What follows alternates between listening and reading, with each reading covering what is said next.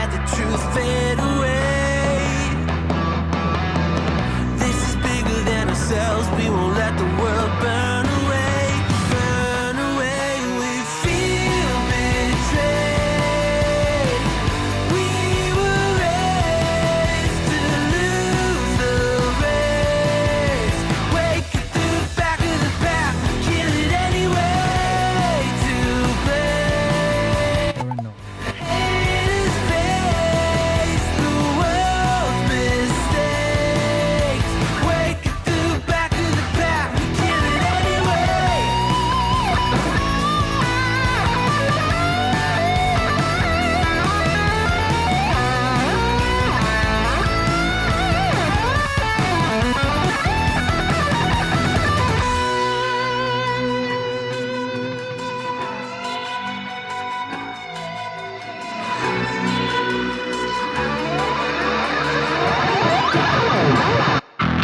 And we feel betrayed.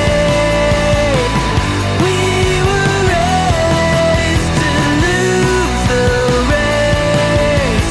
Wake it through the back of the pack. Kill it anyway. To play. Haters face the world's mistakes. Wake What's up? What's up? back of the pack. Kill it anyway.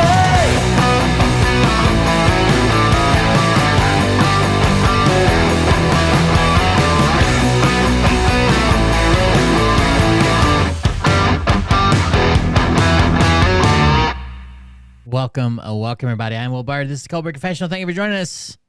That first song, well, if you're watching the replay, you didn't hear the first song. The first song was Harvey Danger, Flagpole Sitta. Thank you guys for joining us. I'm Will Bird, Cold Beer Confessional. Going to do a show last night, and just as I was getting ready to do it, I saw that Itsuko took it upon herself to announce that there would be no show. No one asked her to do that. No one told her to do that. She just did it on her own, so I figured, well, if Itsuko's in charge now, I guess everyone will just have to suffer, and nobody gets a show. So you guys can thank Itsuko for last night. That was 1,000% her fault, and I think she should be punished for it, to be honest with you. No, not going to beat around the bush here, or beat around the Japanese maple, whatever you want to say. I think it was kind of overzealous of her to get in and demand there'll be no show, but live by the sword, die by the sword is what I always said.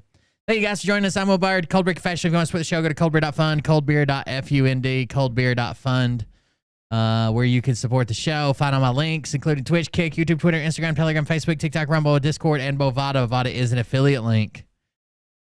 Got mushrooms growing. I don't know. Have you guys seen my mushrooms lately? I guess I posted some on Telegram. I got mushrooms everywhere. This is that other cake, not the one with plumper or whatever on it. This is the other cake. And they're just like, I think I counted like 35 on here yesterday. Basically all these little round balls are mushrooms, even the small ones. These two are molded together. There's one, there's one, there's one, there's one out of focus. There's one, there's a bunch of them, a bunch of mushrooms. Not to mention the other container that's down below that's probably 2 weeks behind. It just got its very first pin. It's about, I don't know, it's about half an inch tall. Plumper's over there, and the other one, he's soaking up all the nutrients. I don't think he's going to let any other ones. There's a couple on the same cake as Plumper. I mean, you can see them here, and there's a couple in the background, and there's a bunch of side pins. I don't know what the fuck he's doing there. Soaking up all the nutrients or hogging up all the substrate or some shit. Look at that fat motherfucker. It's probably that big around at the bottom. Like, it's insane. That's a big, and it won't grow no hot. Like, it looks like the veil's getting ready to break, which is like when a mushroom opens up. But that motherfucker won't get no hot. I don't know what the fuck that is. Shit's crazy. Have I eaten one yet? No. I don't want to. It would just be wasteful at this point because they still got a lot of growing to do. But within like probably a week, so what I've been doing is technically I keep it too cold in here for the best growth. Because I usually try to keep it just above like 60, maybe 64, somewhere around there. But they grow better around 70 or so. So when I'm actually here, I've been turning the heaters on. I just have space heaters in the little office here. I've been turning the heaters up and keeping it up. Like, it's 71 in here right now. So As long as I'm here at the office, I let them grow, but I don't like leaving the heaters running high when I'm not here. Not to mention my electric bill is going to be shit if I keep doing that. So I've been trying to warm them up a little bit while I'm here, but if I'm not here, they've been that's probably why the slow growth, because for some reason I was thinking they fruited at lower temperatures, which they do. Anything from about 65 to like 74 or something is supposed to be best for fruiting. But you can get all, like when you're just growing the mycelium before you have the pins, you can get all the way up to like 80 degrees. But you're supposed to back off the temperature some, but not as much as I guess I'm doing it. My boys were always trying to do this. That sounds interesting. What is it? Presents out already. Yeah, I've been wrapping them. And you better not come down here and mess with them. Yeah, I got them down here on the Lord. You better not come messing with them. I'm not. Who's Not more puppets. is this one? Why y'all in whose it is? Get your Yeah, so I don't know if that's everywhere. They don't do, like in my town, I had to pay like back when we had natural gas, it's been years ago, I didn't have great credit. I think I paid like a $250. That was like the maximum deposit. Because in the summer, my gas bill would be like $3 or $4, it was, or zero. Sometimes they wouldn't even send me a bill because there wasn't enough billable. But in the winter, obviously it went up. But I guess it's just for businesses. They take whatever the highest 2 months are from that business and they put them together, and that's your fucking deposit for a business. ass back. You got some in there too. Get your ass back. Don't be messing with them. What color is the paper on mine? It don't make no difference what color the paper is. You better not come down here fucking with it. I won't mess with it. Cause let me come down here and see that you down here and you're messing with Yeah, the problem with putting a light bulb in there is if I get them too hot, it's going to cause them to abort, and I don't have time to sit around with a heat lamp and adjust it and pull it back and do this and turn it on for 3 minutes and off for 5. Like, I can't. I just don't have time to set all that up. So I'm just trying to keep it above 60. I haven't let it drop below 60.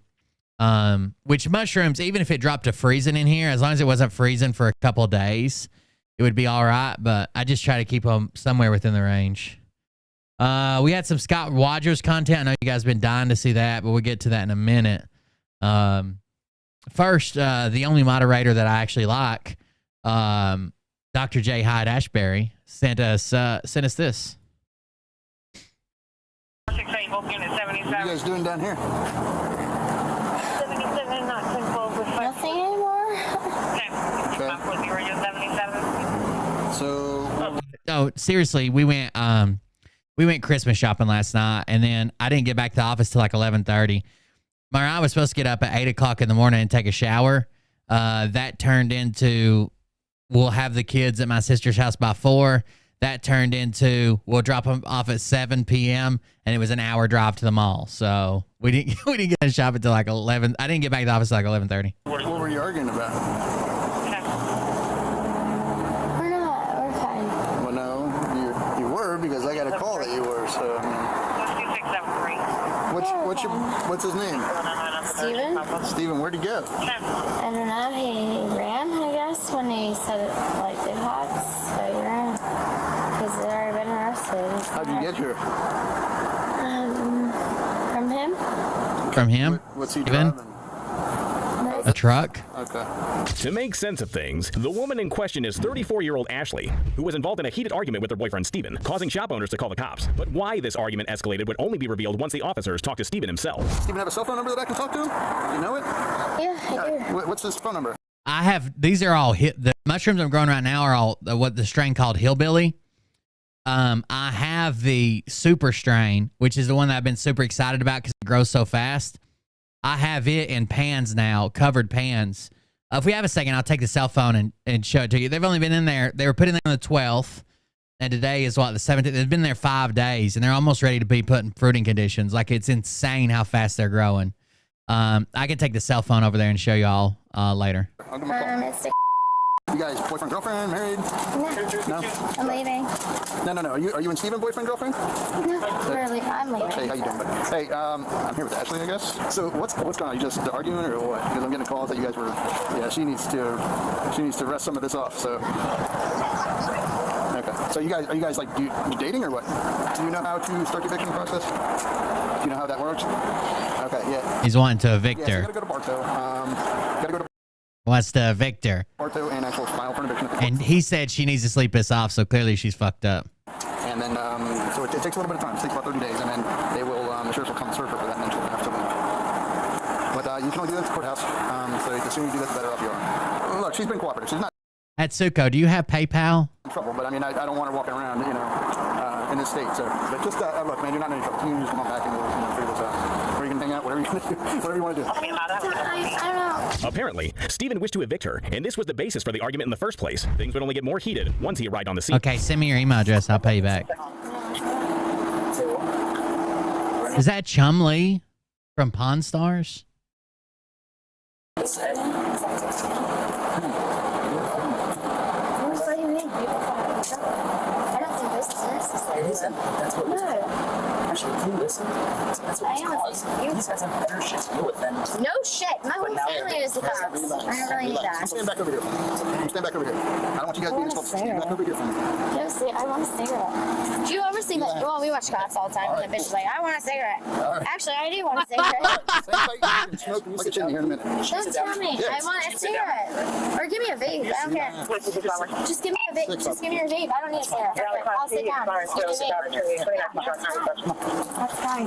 I really hate this. Well, you're not even, I don't even think you're close to your house. You live in Bartow. Yeah, well, are you driving us to Bartow? Am I what? Are you driving us to Bartow? No.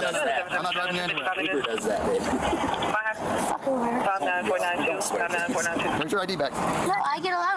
So it seems like she's the loud one. He's pretty calm. Someone called the cops because they were screaming at each other. Cops, 'cause my whole family is cops. Okay, well. Well, there is those dicks, though. I can't lie. These guys So listen. I'm kind of curious what she's going to do to get arrested, though, because so far, yeah, she's loud. Yeah, she's drunk, but not arrestable, I wouldn't think.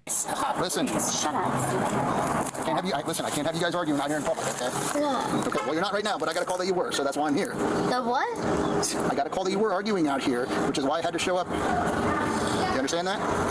Yeah, not Okay. now, right? We already did this? Yep, We're you're not done? arguing now, but listen. You guys cannot be out here walking around, especially in your state, okay? You can hardly stand. I already know that. Okay. I know my fuck-ups, and I don't know to. And I do. I know that I should be going to bed right now. I agree. I'm not fucking walking I straight. agree. Yep. You definitely need to be sleeping some of this off. You had a little too much right now. you guys in a moral and legal obligation. Well, like I said, you're the only one that knows if you can drive. I mean, I can't determine. No, I mean, I know I can. you seem like you're legally squared away. wise, maybe not. I don't know. I'm not going to sit here and tell you want to call it Uber for her. Or are you just going to let her hang out? No, we plan to Uber, walk we live around. together. What? Okay. We plan to walk around town, but Hey, that's you want an Uber for me? She can't be walking around. Okay, go Yes, I'm ahead. taking Where are you going? I will be back for you. I'm not. Where are you going? I'm coming. No, Listen, No. you can't walk. You're not in a very good No, shape to I'm walk. coming. Where are you going? I'm not. You're not leaving me. Oh, no. Oh, no. No, you're not leaving me, Steve. Ashley, I'm not leaving you. That's crap. So what are you doing? I'm not an idiot. I'm not an idiot. Where do you bring him? What's that? I'm not an idiot. Where do you bring him? Anywhere. Not taking him anywhere. Go ahead and have a Then seat. sit with me. I cannot right now. Yes, you can. All right, go ahead and have a seat right here. Come on. Have a seat in the truck. What? So we go party with you guys? Listen, he's not going anywhere. Have a seat in the truck. Fucking hate. You're a liar. No, you're a liar. You're a fucking liar. Have a seat.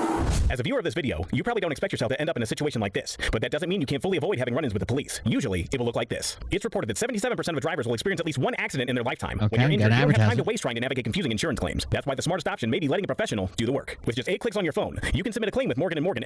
I used to skip the advertisements, but I think if I'm using their content, the least I could do is let their advertisement play. Hell. And quickly know whether you have a case. If you do, Morgan & Morgan will take care of the rest. They'll handle your case for no charge unless you receive compensation. So it's a no-brainer if you don't know what to do next. In this day and age, there should be no reason to have to drive to a stuffy law office for a consultation. That's why Morgan & Morgan has revolutionized how you can submit details, sign contracts, and communicate with your legal team, all from your cell phone. Submit a claim at www.forthepeople.com/bodycam-files or by dialing #law. That's #529 on your phone. Now back to the video. No, I just want to go home. Okay, well, and as soon as he walks it off, he's going to drive you home. Okay? Where? Phil wasn't even live tonight. No, you guys are bullshit. Let's get in the car. You need to relax. Bullshit. Where are you guys going? I know it's bullshit. My whole family's a cop. I don't play that shit. So where are you going? While Ashley alleged Oh, my God. Why does your email address have like 4 fucking periods in it and 3.co.jap? Is that .jap? That sounds racist. It's so go. What's all those fucking? You got extra letters and numbers and shit in there. alleges that her entire family is full of cops. She clearly does not know that disorderly intoxication in Florida is a second-degree misdemeanor. However, this would not be the only charge she racks up as the situation escalates. He's walking off. He had a few drinks just like you did. Yeah. That's to get by money laundering for the Yakuza or something, ain't it? I should have known it's a fucking trap. At the bar that you were going He to. wants to walk it off before he drives home. He wants to take you home. You're a goddamn liar. Okay, get in the truck. You're a fucking liar. Okay, you can call me whatever you want. That's fine. But we're not gonna stand here and play this, okay? That's right. I'm trying to be cool with you. Yeah. Cool with me. Take my boyfriend and fuck him over. We're not doing anything with him. Always Florida. Always Florida. Going. See? No, I'm not staying. Ashley, listen. I'm not staying. Let's go. Oh, God damn it. It's making me convert to yen. Oh, my God. What is the...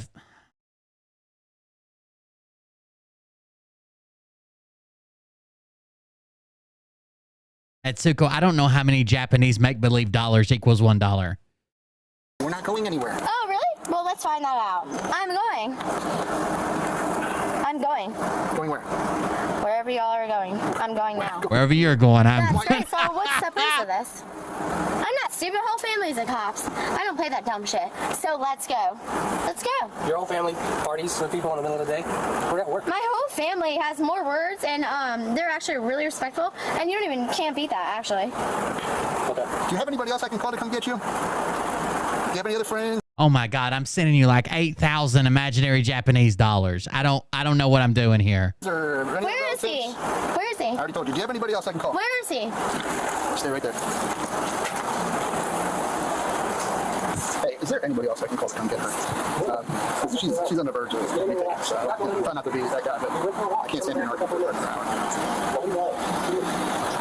Any other family members, any friends, anybody? Okay.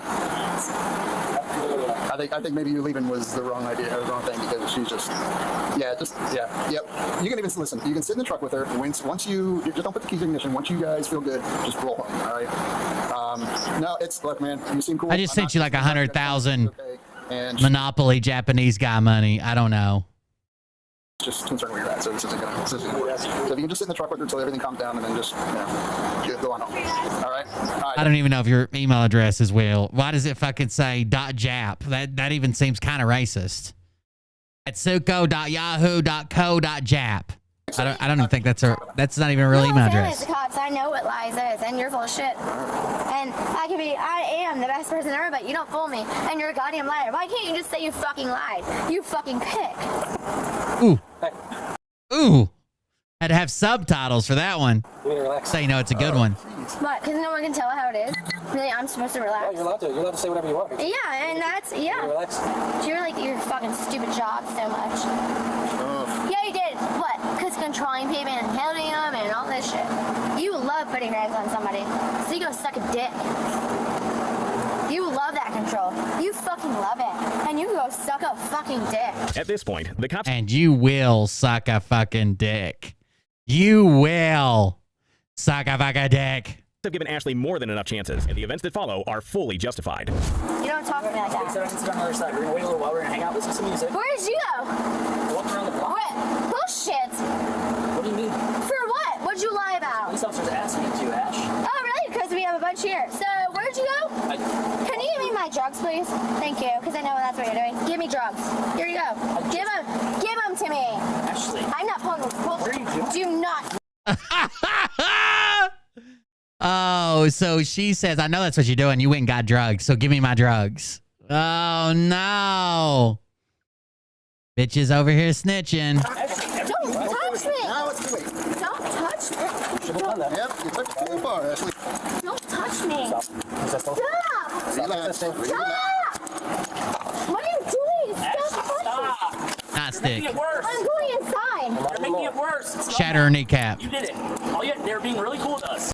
You ruined it. Ashley, Get it off you me. need to relax. Relax. I'm going inside. You know, fuck you. Ashley, stop. Get it off of me. It's not now. Everyone, they were being cool. Now you just ruined it. Sorry. Get him off me. Come on. No, get him off. I bet she's a good fuck, though. The crazier they are, the better they fuck. Look how crazy Mariah is. Hey, what are you doing? Stop. I'm going inside. Stop. I'm going inside. Stop! Steven, what the fuck? Have a seat. Stop. No, wait, stop. Have a seat. Stop. What are you doing? It actually asked me if I would like to send money in Japanese yen or Ross futures. So I went with yen. Stop. Stop. Stop. Stop.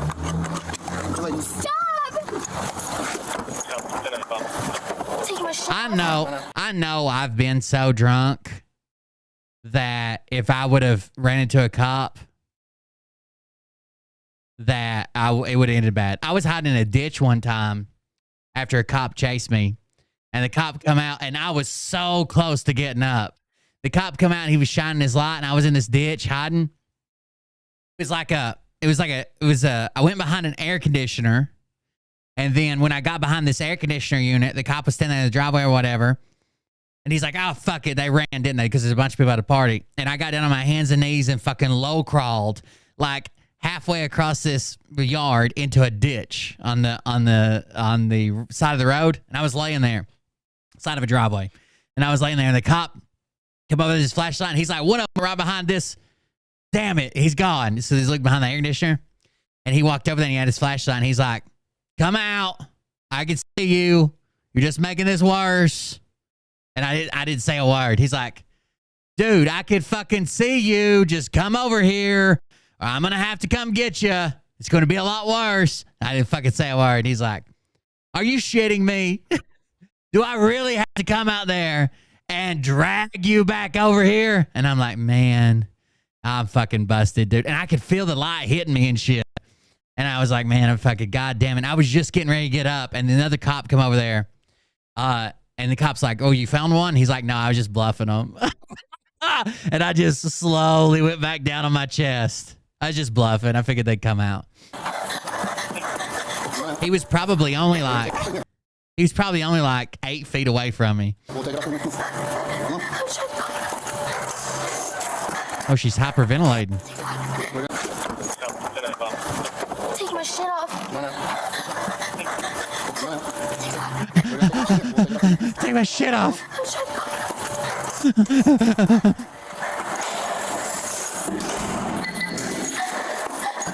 They showed up at a party, and we all fucking scattered. And the first thing the cop says was, "Look, don't anybody run. It's not that big a deal." And before he got out the on run, it was boom. Everybody was fucking gone. Don't anybody run. And it was gone. Everybody was gone. The house we were at, like, it's a real steep driveway, and then you have to like turn onto the driveway, and we were partying in the yard. The guy's parents were out of town, Alan. His parents were out of town, and it's like a real steep driveway, and we were on the other side of like where they park in the yard, partying, doing beer pong and playing cards, everything. So when the cop was coming up the hill, you couldn't tell who it was. All you could see was headlights. They're like right in your fucking face. And then when he first started to turn into the parking area, that's the first time we saw that reflective fucking badge on the door. Take your shoes off right here. Have a seat.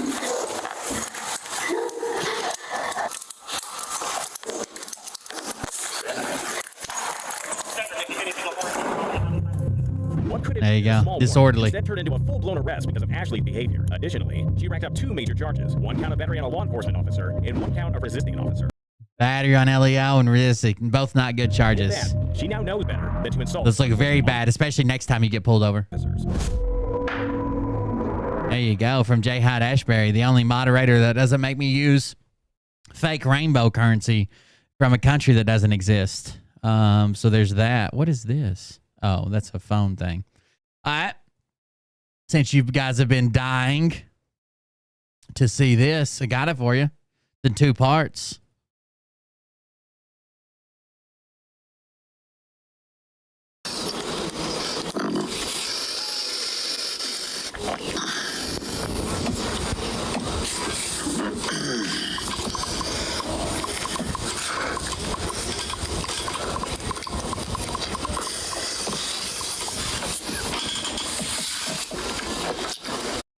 I'll give you one guess.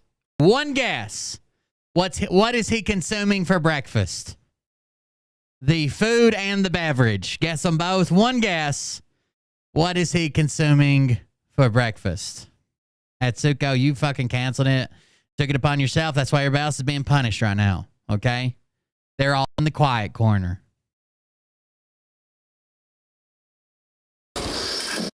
Are you bet you? We got your cards today. Thank you very much. Thank you. I appreciate it.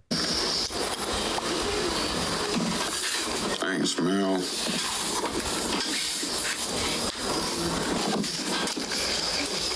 Somebody said cigarettes and a pancake in chat.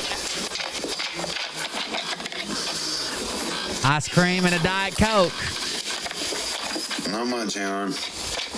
Oh, Iron Man. Put up. Well, yeah, put up. Kel, what's going on? It's not synced up somehow.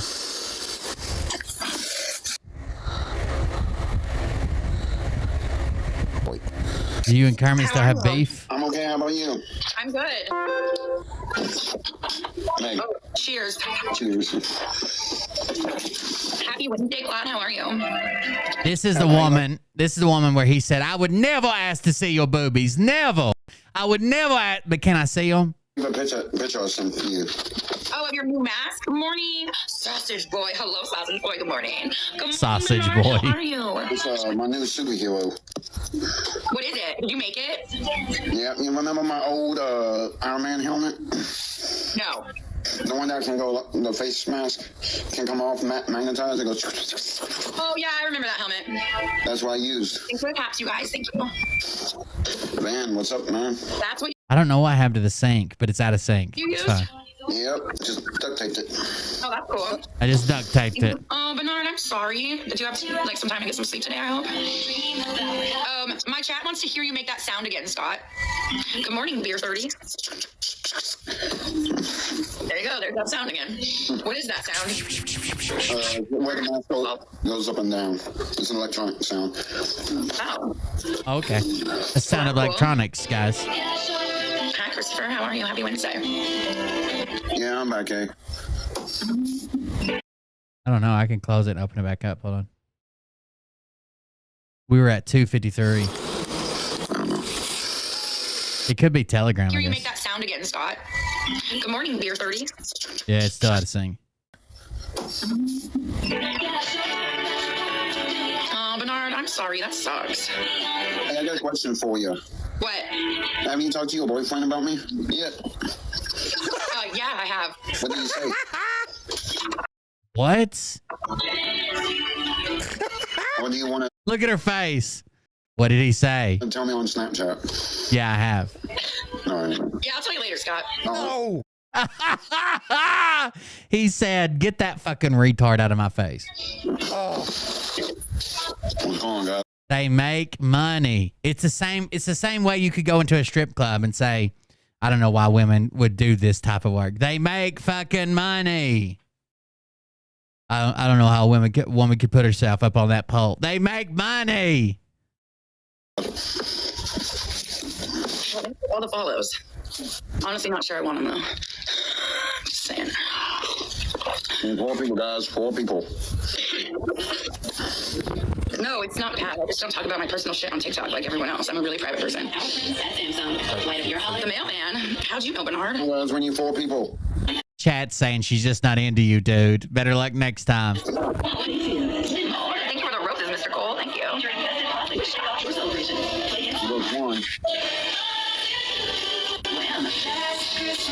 I forgot to switch that.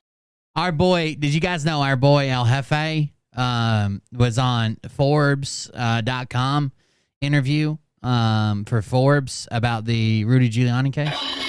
Very nice day. One more, guys. Good morning, Mike. One more. Oh, we need 2 more roses. I didn't even realize we were trying to get a speak. Okay, whatever. You're listening to Water by Tyler and Travis. Annie, you're really a girl, you know. You know.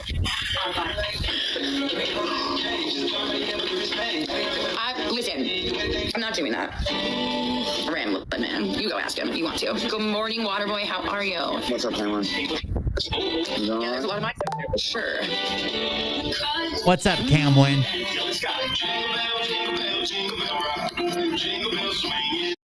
If you go to his Instagram, which is Jeff Lewis Law, there's a post. We'll grab it in just a minute and check it out. Maybe I'll do that. Thank you. El Jefe's our I might guy. do that. Can we? Hashtag same team.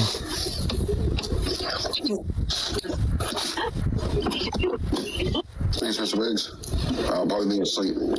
Thank you for tapping, Waterboy. Thank you. Thanks for all the taps. Do you have any plans today, Scott? Nope. No? Is your mom still there? Mm-hmm. How long is she staying?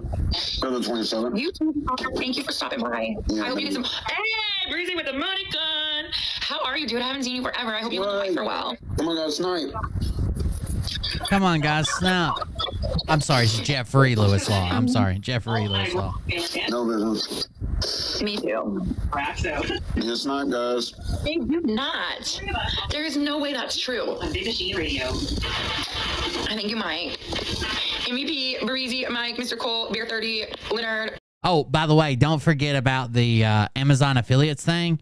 A few more of you guys did that. It's awesome. Mariah hasn't even done it yet, but a few more of you guys did it. $5 a piece. It's a free trial, so Zach Attack, check it out. Claude, Brandon, and Steven. Thank you. Well, you guys are boosting. Daddy Visions typos, thanks. Rap's not here yet. Do you want to do one more before I open boxes for morning coffee? Sure.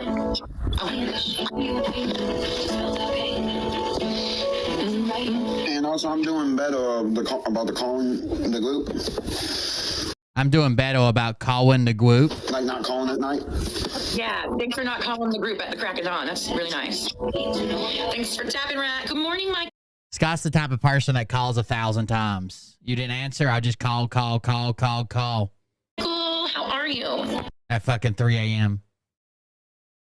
For normal people, 3 a.m.'s a bad time. I'm still awake, of course, but for normal people, I mean. All right, next video. It's two-parter. I did it. I wanted to do it and do that just to make you laugh, you know? Well, I definitely laughed, dude. Definitely laughed. I'm grabbing the gear, Michael. Let's do it. Come on, babe. Yeah, we've had 9 referrals, which is $45 for the show. It's like somebody made a $45 donation. I mean, that's good.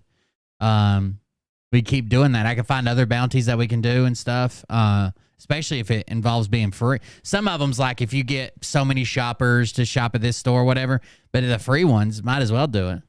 What are you talking about, Waterboy? What one lawyer? I just got done with it, Zoom. Oh, thank you, Corey. Hey, Rat with the cap. The minimum payout there is like $100, I think, or something like that for Amazon affiliates, depending on how your affiliate account's set up. And it usually takes me like 6, 7, 8 months to get $100 worth of shit. But we're gonna hit $100 this month probably. If you guys keep shopping with my link and signing up for Audible, we'll hit $100 just in this 1 month. We're from Alabama. This is my brother. We're already at like 70. Right, Scott? Right. We're from Alabama. Scott's my brother. Right, Scott? Someone in my comments says she's not into you. I'm like, I already know I'm not into him, and that's never happening. We're friends. That's what I was like. I already know enough about you to know that's never happening, okay? That's never, ever happening. We're friends. Like, I know. While he has semen drip off his lip. I know. Look at him. He knows. I know. I know. I know she's not into me. This is friend drool. This is friendship drool, guys. I just drool because we're friends. We'll watch that one more time.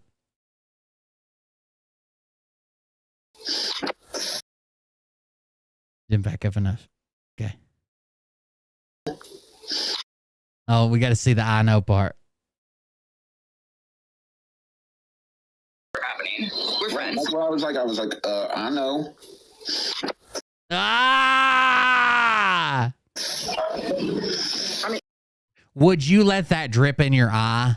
How much money before you would let whatever matter is in his mouth, the bacteria contained in his saliva, drip from his lip. He's sucking it in right now, right, for 30 seconds. How much money for you would let someone hold your eye open, or you'd hold your own eye open and let it drip in there, like contact solution? How much money would it take? How much money? Everybody's got a number. Never mind. I'm just gonna keep my mouth shut. And me and you just decided to be friends, right? And if you're at Tsuko, how much imaginary Japanese Monopoly money?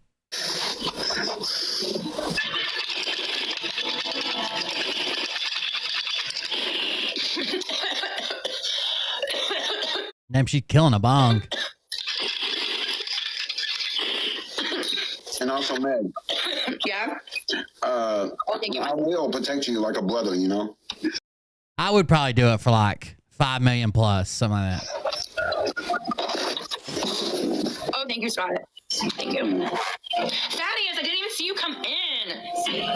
Scott does not need a welder, Michael. No, I don't think he does. Say that I'm the real. What's Skull Man? My character I made up with my skull mask. Oh, I'm definitely not the real Skull Man then. I'm not saying that. You are special. I love seeing you every. Oh my god. Oh, he's drinking the ice cream now. Hold on, he had to finish up. He had to finish up his ice cream here. Let's see if we can zoom in on the drinking of the ice cream. I love seeing you every. Oh my god. There we go. All me. Ice cream shots, baby. Mike. And maybe Mike, Rat, Michael, Thaddeus, Leonard, Breezy, Megan said she was secretly into you on her other live, Scott. Boy, Is it and a bunch of names I can't say. I'll be Mike. Yeah, Rat's here. Are you going to come hang out with us?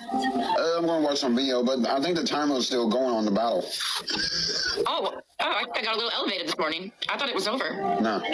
I swear it flashed. It was over on my end. I might need to slow down on the welding, y'all.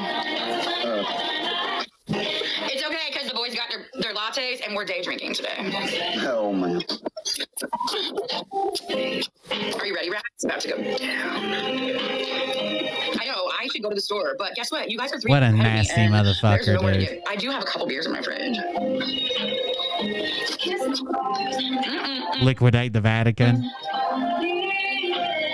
Charlie Ward already got those money on airplanes, like Phil said. Phil confirmed it. No, I'm not going to do that, Barry. You what? Day drink, because I don't drink. I only drink this. I only suck down. It would probably be healthier if Scott did fucking drink liquor.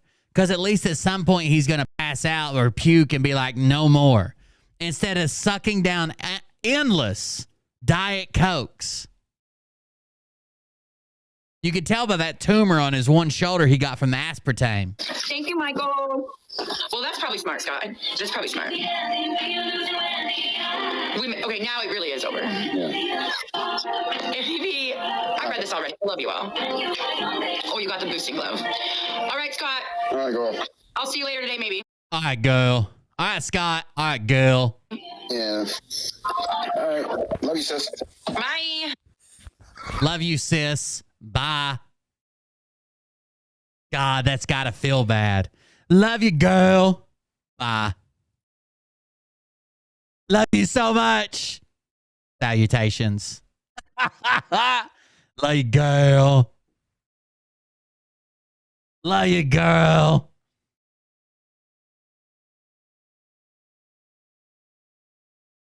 There you go. Jeffrey Lewis Law, exciting news. Jeff Lewis shares his insights on Rudy Giuliani's defamation trial with Forbes.com. Catch the exclusive interview on YouTube for a deep dive into legal drama. Hashtag Jeff Lewis, hashtag Rudy Giuliani, hashtag defamation trial, hashtag Forbes interview. Jeffrey Lewis Law, I'll drop the link so you guys can follow him. If you got an Instagram, here you go. This is El Jefe. El Jefe, hashtag same team. Hashtag Jeff is my lover. Hashtag Jeff is my lover. Those are the ones we're taking viral. Probably Jeff is my lover best.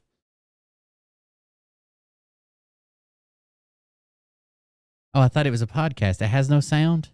Damn, Jeff. You're missing the uploads, dude. Let's see if we can find it. Oh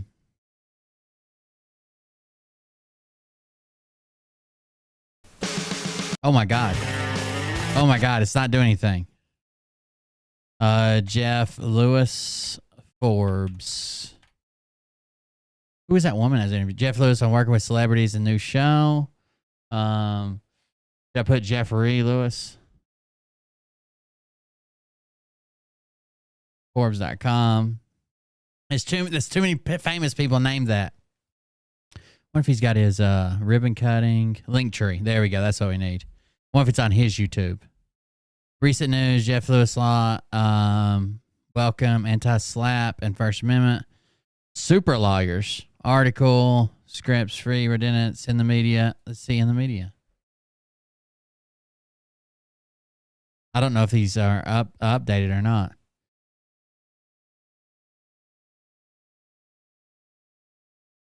He's got a YouTube. I knew that. I don't know if he shared this interview or not. Forbes is really bad about copyright strike. Yeah, he hasn't.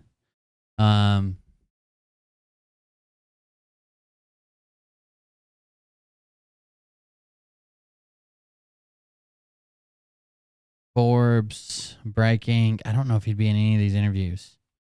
Forbes, Giuliani, Jeff Lewis. Attorney weighs in 5 days ago. This might be it. Want to see our boy here in action, taking him down. Hi, everybody. I'm Brittany Lewis with That's her. Forbes Breaking News. Yeah, we got it. Joining me now is attorney Jeff Lewis, founder of Jeff Lewis Law. Jeff, thank you so much for joining me. Thanks for having me. Big conversation today. Rudy Giuliani's trial began Monday for defamatory statements he made about Georgia election workers after the 2020 election. First of all, as a lawyer, what are your thoughts on this trial? Well, it's a very unusual trial in that the judge and jury are not going to be determining whether Mr. Giuliani did anything wrong. Instead, his liability has already been determined as a result of a bad discovery sanction in violation of discovery orders. Instead, this jury is just going to be determining how bad were the plaintiffs damaged. So basically, because Giuliani wouldn't comply with discovery and was trying to, what do they call it, like tamper with discovery, because he was fucking around with discovery, he automatically lost. So he didn't go to court. It wasn't decided. It wasn't held and heard. He automatically lost because of his failure to comply with discovery. So now they've got to decide damages. How much do they owe? they impose punitive damage against Mr. Giuliani for willful and intentional misconduct. I do want to talk about the precedence of this. As you said, his liability has already been determined. How common is that, to have your liability be determined before you even step foot into the courtroom in front of a jury? Well, it's not unprecedented. There was a high-profile trial involving Alex Jones, who was in a very similar situation, sued for defamation, didn't produce documents in response to discovery, so the court struck his answer and his pleadings, and liability was established against him, and the only trial against him was for damages. So it's not unprecedented. It's not unprecedented for a judge to issue discovery sanctions for not complying with discovery rules. As we already know, former President Donald Trump has been found liable in a civil fraud trial in New York, and that trial is still ongoing. So I'm curious what the legal strategy is when you're going in, they're already liable, but just damages need to be determined. Well, so you're only limited really to poking holes in the damages theories of the plaintiffs, and you want to make sure you don't do anything to provoke the jury to believe that you did something on purpose. And so, for example, my strategy would be to counsel my client not to have press conferences the day of the first trial announcing that he has no regrets for what he did. Let's talk about that a little further. Thrudy Giuliani did double down in comments saying, quote, everything I said was true and things of that nature. As a lawyer, what do you make of those comments? Yeah, the only thing I could guess he would be thinking, because he's a former lawyer, is that he's hoping for some sort of jury nullification, that he's going to convince this jury that this is a politically motivated prosecution, because absent jury nullification or that political prosecution argument, admitting that you have no regrets and you would do it again is... Wonder if Phil's attorney's ever been on TV with Forbes or Nationwide somewhere. I doubt it. Unless he's part of the Make-A-Wish Foundation. He wanted to meet John Cena or something with his childhood head trauma or whatever he had. Invitation to be hit with a very large punitive damages verdict. Rudy Giuliani was on Donald Trump's legal team. Does having this type of political role typically shield you from defamation charges? Not from a legal perspective. It doesn't provide any legal shield. But as I said, jury nullification is a thing. A juror could decide to award these plaintiffs $1 if they felt that this was politically motivated. He's potentially facing $43 million in damages. Since he was already found liable, is it more likely he will be paying closer to that higher number? It depends on how the jury concludes whether or not his conduct was willful and malicious, and whether or not they believe a larger number is sufficient to deter him and punish him. That's the key question. And so I would expect a large number, especially given the comments he just made. His lawyer said that this large number was, quote, civil equivalent of the death penalty. Do you agree? Do you think that number matches what he was deemed liable for? Well, how do you measure what these two plaintiffs went through in terms of the days following the statements? Yeah, I mean they were threatened with death. So it's the two election workers, the mother-daughter election workers from Georgia, where they showed you clips of video and then they told you what was happening on the video, even though it wasn't what was happening. And these people had death threats. They had to move. They had been doxxed several times. People have come up to them in public and made threats. It's pretty fucking bad. When genuinely they were just trying to do their fucking job, but when you took the video of them doing their job, if no one would have said anything and just showed the video, people wouldn't have thought anything. But when they preface you by saying, now look, these are stolen ballots under the table, and this one gets run twice, and this one over here pulls ballots from somewhere else. When he put all that message behind it, people believed it. Hell, I believed it when it first came out. How do you measure that harm? They lost their good name. I think the number is going to be very close to that 45 million, and I do think it is appropriate. I don't think they're going to end up getting paid much. You know, Mr. Giuliani's having trouble paying his lawyers. He's got another lawsuit by Dominion. I don't know at the end of the day that these plaintiffs are going to recover. He can't even pay his lawyers. Trump's not helping him.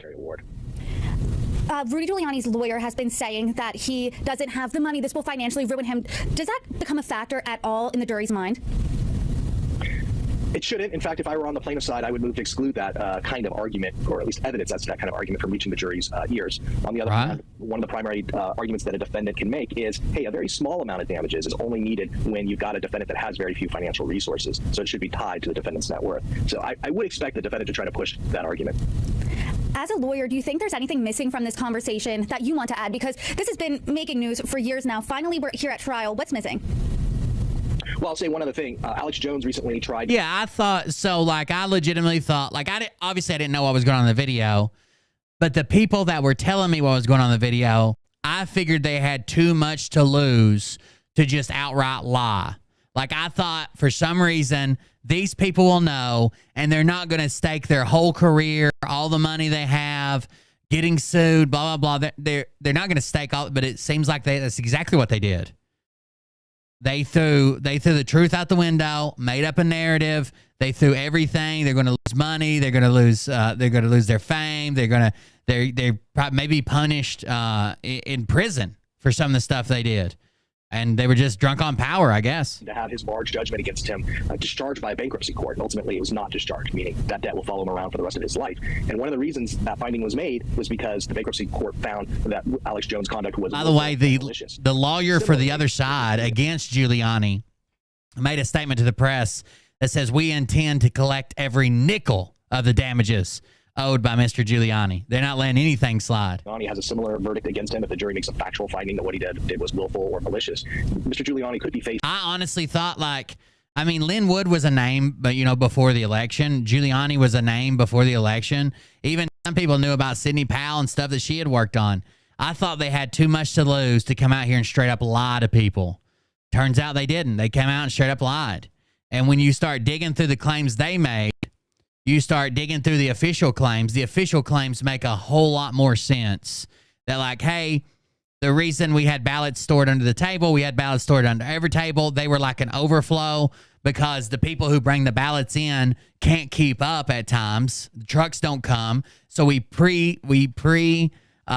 stack some ballots in places where the actual worker can go to get them. That way, if there isn't a truck for 30 minutes, they can still be running ballots constantly to get through it faster. That makes plenty of sense.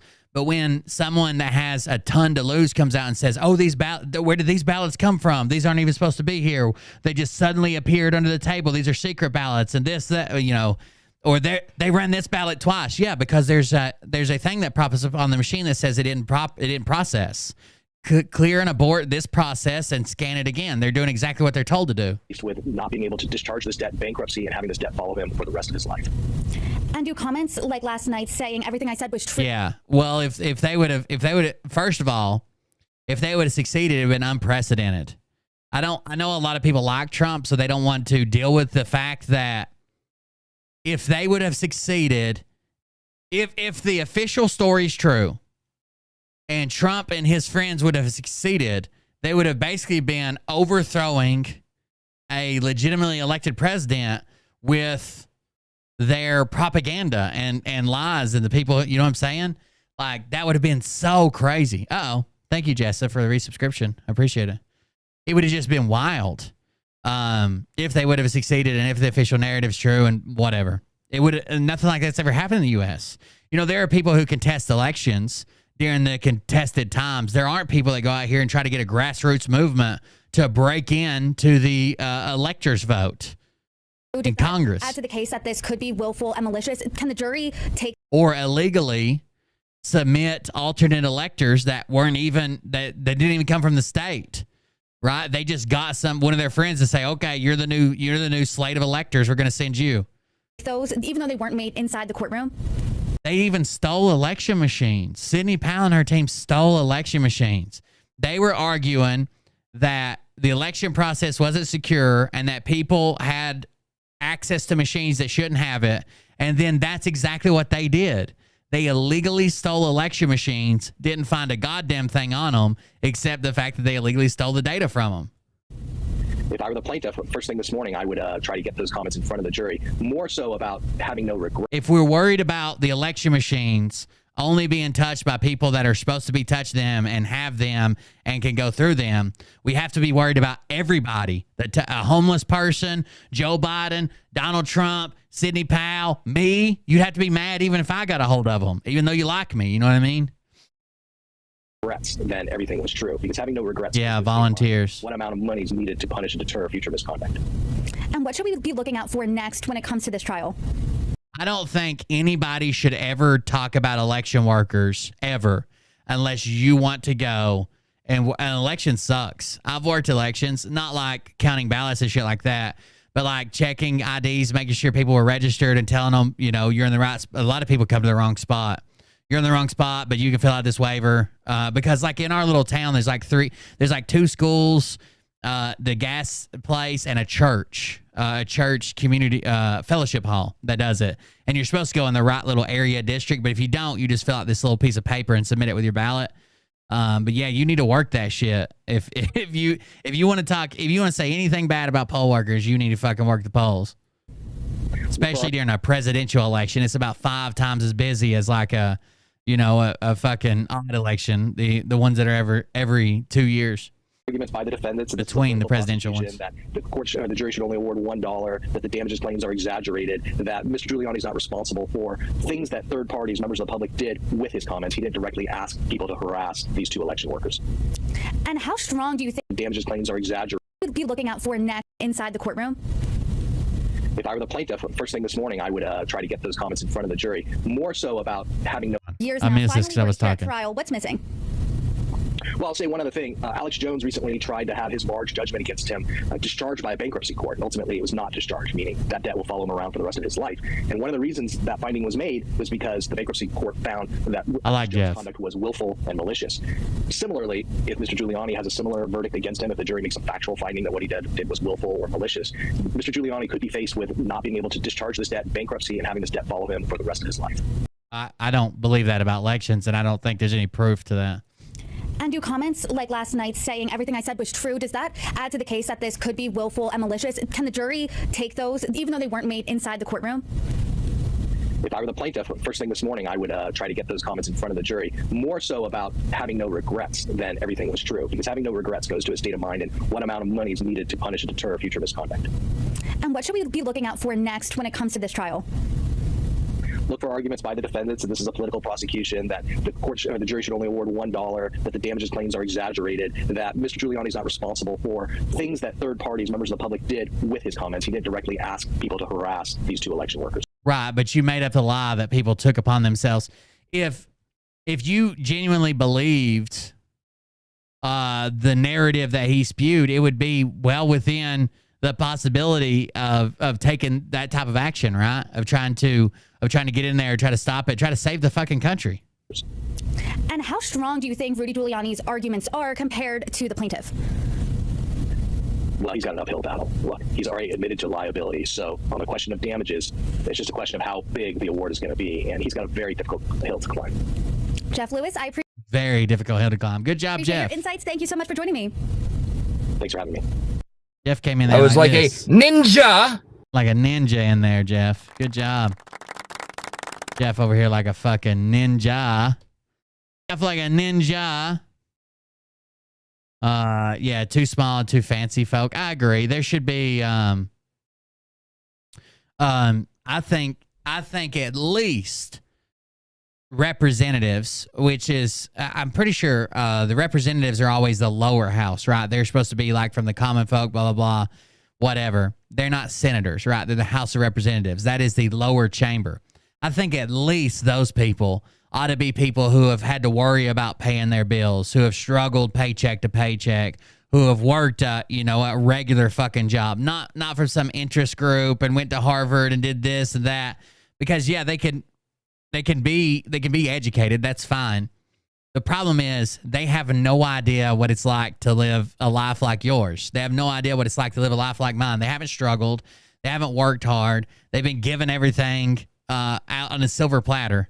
But it's just too expensive to run. It's too expensive to even be in the running. The whole thing's just crazy. Yeah, it's wild. I thought about running just to, I don't think I could ever win any election anywhere, but I thought of running about just to kind of document what the process is like.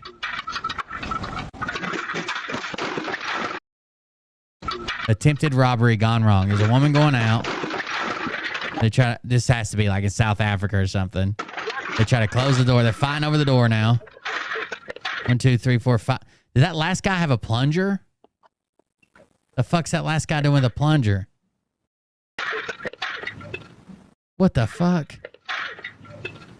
Or maybe it's just a metal pole?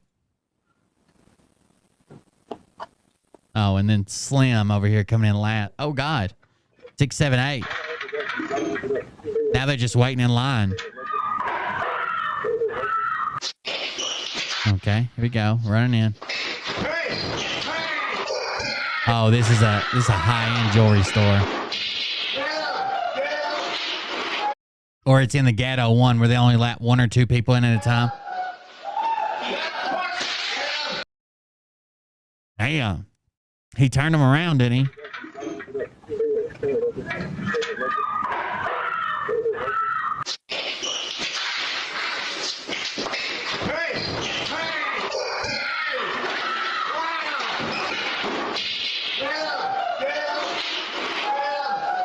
A consignment shop. Thank you.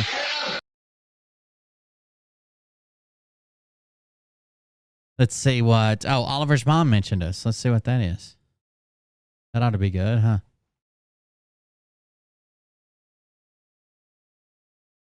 I'm going to clear this up for you so you don't get it twisted. I don't give a fuck about this Will Bird militia crap.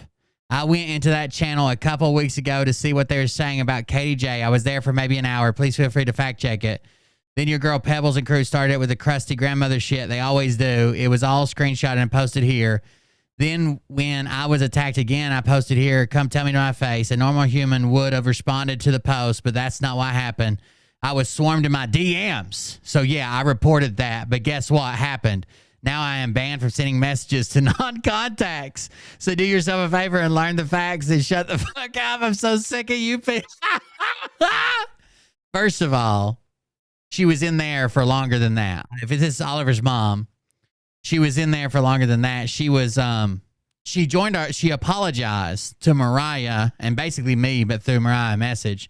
And she joined, she even advertised her own little channel in there or whatever. I didn't have any issues until someone told me that she said I was a snake in the grass. And I asked her, I said, do you have a problem with me? Am I a snake in the grass? What's this about?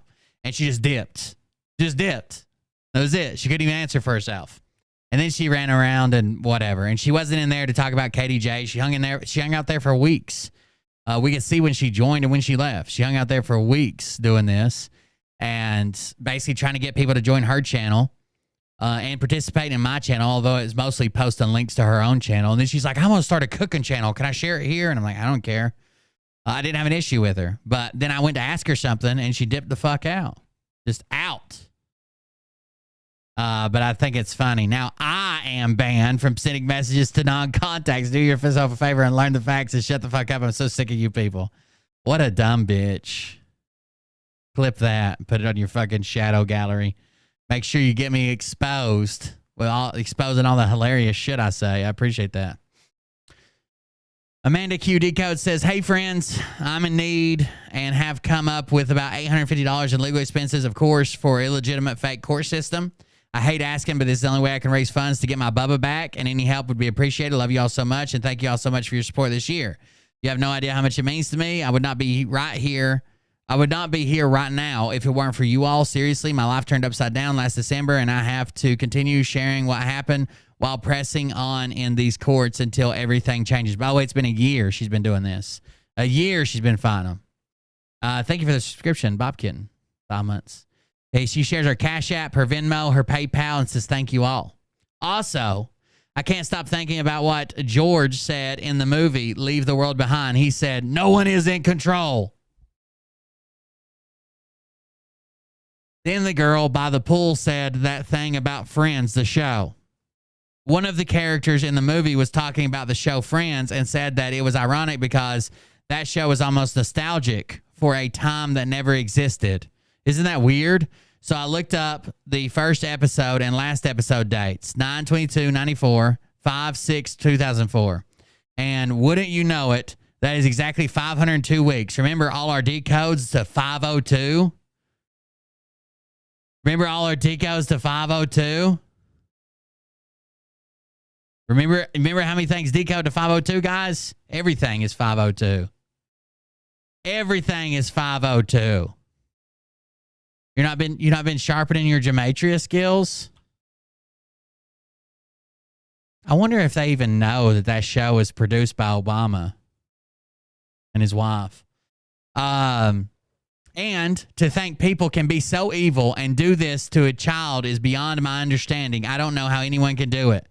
Mommy, I'm coming to pick you up in my green car. That's what he said to me. Sweet boy. He's such a sweetheart. Okay. If you say so. Hi,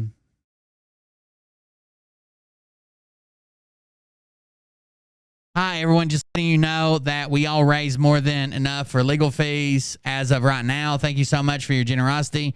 Throughout this entire year, you have all been making sure that I have enough to eat, for clothes, toiletries, traveling, etc. And Mary Jo, back in May, opened her home to me. I wouldn't have survived this year without all y'all. I love y'all so much. So she's actually living with one of her followers as well. We're still going.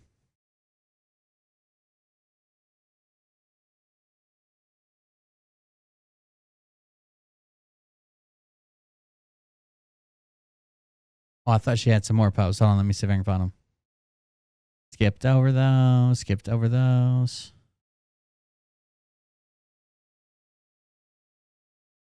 Okay, here, we're back to Amanda Q Decodes.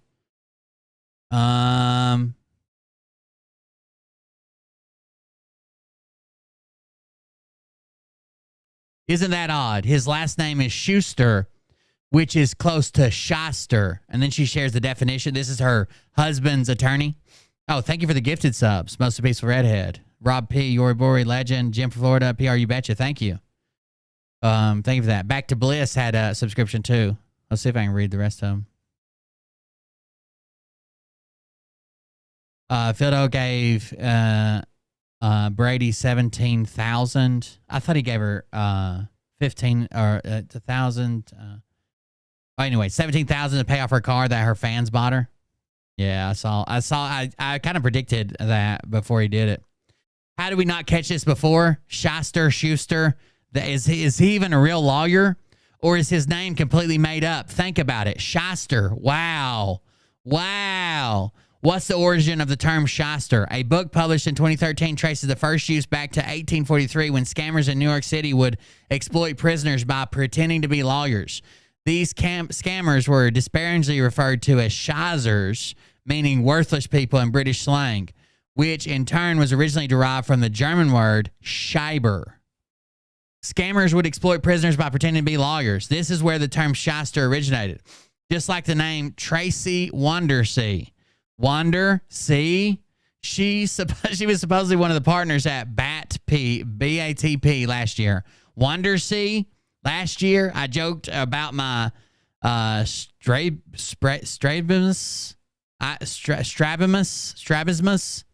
I had surgery on a child, which is a condition that is when the eye wanders. Wander C. So last year, she was joking about this surgery she has, strabismus. And she said, I had surgery on it as a child, which is a condition that is when the eye wanders. And then a place where she supposedly worked with no paperwork, they ended up suing her for defamation. There was a woman there named Wander C. You guys don't understand how that all ties together? Thank you, Burgie. You don't understand? Look, if I do this with my hands, does that help you understand? Over here is a childhood surgery I had because my eyes wander, okay? And over here is a place that I allegedly worked for without filling out any paperwork. They ended up suing me for defamation and slander. And a person that works there, her name is Wander C. Eye surgery for wandering eyes. Woman named Wander C. You see that? Do you see that right there? That's called not a coincidence. It's almost like these are all a cast of actors. I'm the only real person. It's like the name BATP. It's been decoding. I've been decoding bat signal on the channel all year last year. Then this office is the office of Bat P shows up out of nowhere. Central casting, state actors with one purpose. And suddenly it all makes sense. All the criminal activities. Remember last year I posted that Prove, Prove, was in 128 drops. Drop 128 talks about the CIA. The CIA is sinful. Prove that the CIA is bad. Then Bat P showed up out of nowhere at 128 South Silver Lake Plaza. Didn't have me identify myself, no employment paperwork, then turned around and sued me, which led to the kidnapping of my son. The salesman is a shyster, someone who lies and deceives for his own benefit. The word comes from the 18th century German Scheiser, which is a vulgar term for worthless person. You can remember the meaning of shyster by remembering that it sounds like heist, since shysters are basically trying to rob you.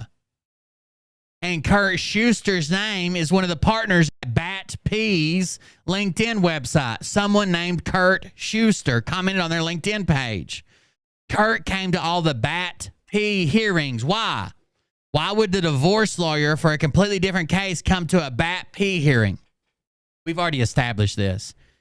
If you're going through a divorce with your significant other and you're also tied up in some type of other legal allegations, do you not think your significant other's lawyer is going to be in the courtroom? Of course. Of course he will. It would be dumb not to be there. He's putting in legwork. He's getting your backstory. That's what he does. Then she says, so is this what the CIA was doing to people? Central casting equals CIA. Infiltration, not invasion. Here's the crazy thing. And then she shares some paperwork. And it says Nicholas Pullman was partner at Business Accounting and Tax Professionals. Bat P. Bat, like bat signal P. Then it says Kurt Schuster. Nick has been doing my accounting at EWH for the past 4 years. I had accountants for over 20 years, and Nick is the best provider for my needs that I have worked with. He works with me and asks questions I had not thought of and helps me be profitable in my business. From Kurt Schuster. This is a LinkedIn page for one of the partners at Bat P, Nicholas Pullman, the same guy that became a CPA while in prison. Are you not paying attention yet? If you note the comment left by someone named Kurt Schuster. If you click on the profile, it takes you to the page for Kurt Schuster. The Kurt Schuster is apparently the owner of County Road Plumbing, so it's not even the same fucking guy. It's not even the same fucking guy. It's a different fucking guy. It's a different guy!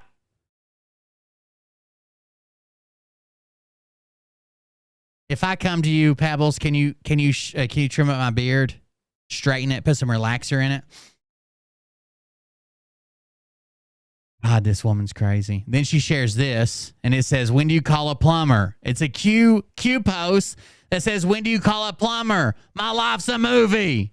Here's the actual Kurt Schuster, attorney, founder, Schuster Law. Kurt Schuster began his family law career in 1983 after graduating from Marquette Law School. His philosophy of open, honest, that's all it says. Then we get this beautiful one. U.S. professional wrestler Mike Rotunda, using the ring name Erwin W. Schuster, abbreviated to IRS, portrayed as a dishonest tax collector and accountant. That was actually a good one. We were talking about doing glitter beard this year, but I just don't. They make it seem like it sticks really well, and I just don't think it actually does. And I can't get glitter everywhere. I'll have a fucking panic attack. So we're just kind of stuck there. I don't know what we'll do. Next, Sylvester Schuster, a Walt Disney cartoon character. By the way, none of these are Schuster.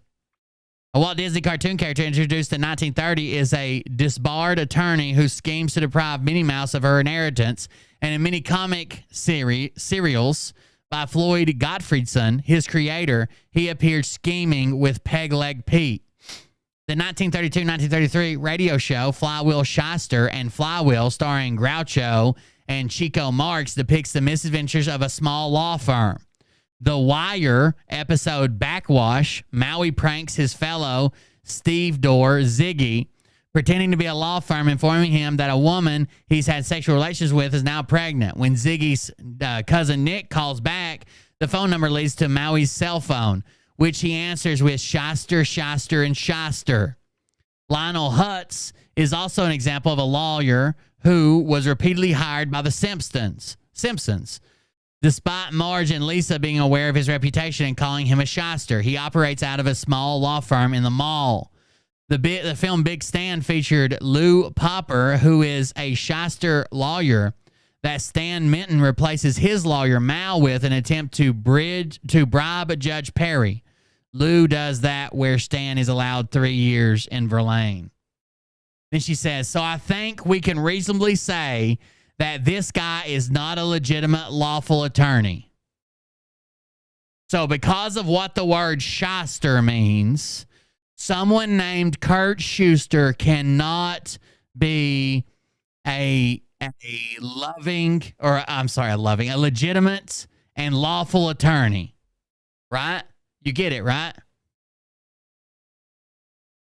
Could there ever be an attorney named Schuster? I don't think so. This is all going into her court file. She pulls up this, and it says, Attorney Kurt M. Schuster, Schuster Law, SC, 707 Moreland Boulevard, Suite 3, Wisconsin, 53188, 262, all his stuff. He's in good standing. He's an active member. So that means he's not real, right? And then this. This says Schuster Law SC, entity ID S125072, registered effective date 10/7/2019, period of existence PER, status incorporated, qualified, registered, request certificate of the status, status date 10/7/2019, entity type service corporation, annual report requirements, service corporation required to file an annual report under S180.1921 Wisconsin statutes. Registered agent is Kurt M. Schuster, 707 Westmoreland Boulevard, Waukesha, Wisconsin. File a registered agent update, office update firm, 707 Westmoreland Boulevard, Suite 3, Waukesha, Wisconsin. Nothing here, really. Image 0, real 0, filed online, stored on database. There's literally nothing here, but because his name is Schuster, and that's kind of like Schuster, clearly can't be real. What is icky back hair? Good to know. I send out glitter-filled cards sometimes. Yeah, no, I'll show you. They do glitter beards, and one guy I watched a tutorial on how to do it with just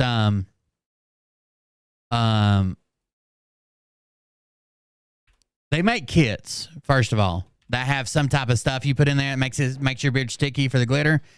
But a lot of people just use really, really strong hairspray. So they comb their beard out straight, spray it with hairspray, throw glitter on it, shake off the extra, spray it with hairspray again. And they try to act like it fucking stays. It stayed on the whole time. I'm pretty sure it's going to fall off the whole fucking time. How to make an epic glitter beard. There was probably a short about it, wasn't there? How to glitter beard. I think I saw it in a short. He was doing it to somebody else, somebody with him. Oh my God, that looks bad. I need to figure out how to do this. I don't know if you guys can tell, but my side's not bushy anymore. I had to shave the old bush. Trying to drop some hints to Mariah. She'll shave her bush. Let's see how to make an epic glitter beard. Jake the Viking. It is the most wonderful time of the year. It's the holiday season, and Santa Claus is coming to town. Now, one of the coolest things about the holiday season are all the trends that come out, like dressing up like Santa. But my favorite is Gleard's glamorous. We can no longer be friends anymore then, Pebbles.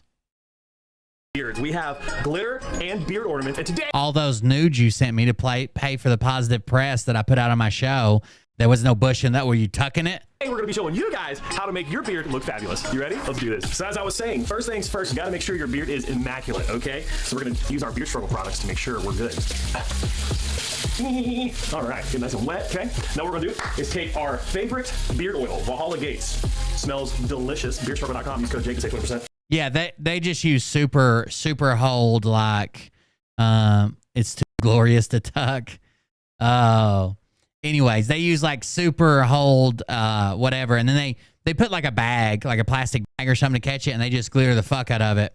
Then they shake off a little bit of excesses on there. Then they just heavy again. There's a short about it that I watched the other day, and I think I even seen it to Mariah or showed it to her. Get this in here. This is also gonna help the glitter stick. That's very important. Very importante.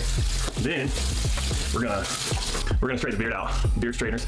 You can also get this at the. Give a fuck about the straightener. Get on. It's time to apply the glitter. We have asked my beautiful assistant Shelby to help apply the glitter to my beard. Glitter me. See the bag he's holding. But we go to other people's stuff for Christmas. Like I would hate to leave glitter all over their fucking house. Oh, this is still gonna get all over you. Mm-hmm. Am I doing your mustache? Mm-hmm. Pictures or it didn't happen. If you is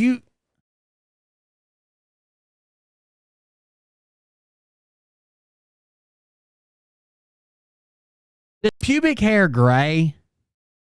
And if you dye your hair, if someone dyed their hair, do they dye their pubes too? Or does pubic hair always stay colored? No! Not me! If I know! Yes, pubes gray. Damn. Just finish what we I had no idea. Yeah, it went up his nose. Just finish what we started. Dude, she is crying. I'm crying. I'm good at this, right? Mm-hmm. You're doing a great job. You're doing great, sweetie. Should I glitter beard? Okay. Is my left side? Am I done or are we still going? No, you're still there. All right, go ahead. Go ahead. Only half your mustache is done. Am I beautiful? That looks kind of sick. They make beard ornaments too. Oh, I got a t-shirt for Christmas. Did you guys see? Did I show you my Christmas t-shirt?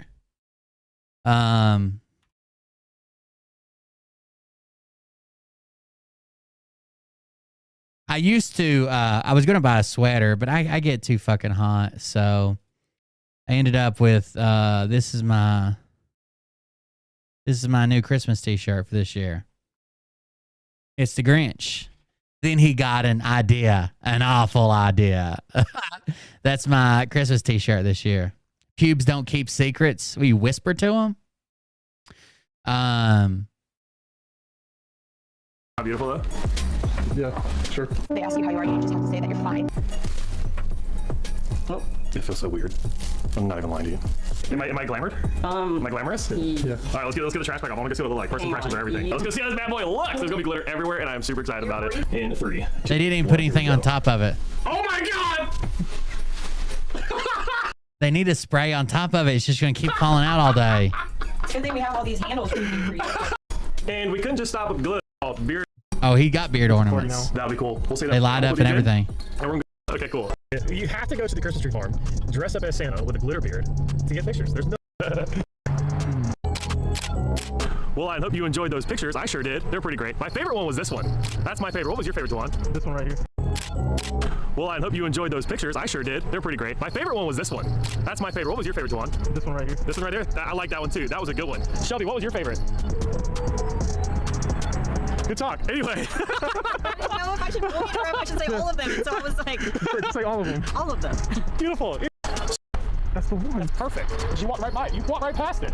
A beautiful 7-footer. Charlie Brown tree. Perfect.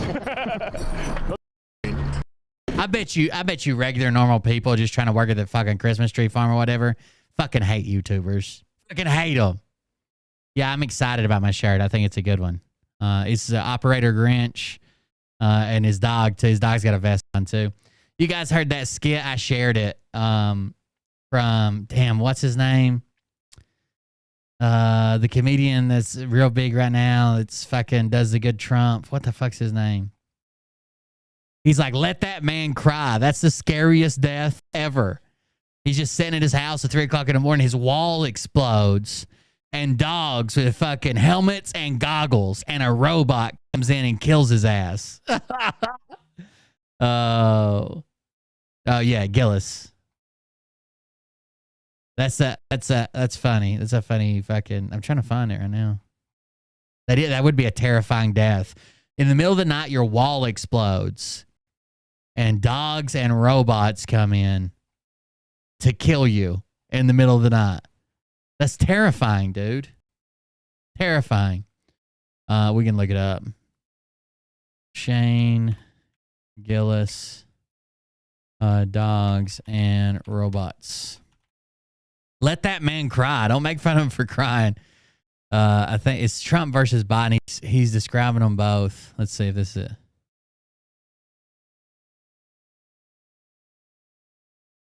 Dudes with Down syndrome love women so much that, like, I'm not a believer of being gay is a choice. But I will say, every dude I know that can't think fucking. Oh, yeah. Thank you for the reminder. Thomas Mullen sent a Donald clip while we're offline. Thomas supports us all the time, even though he's not always online.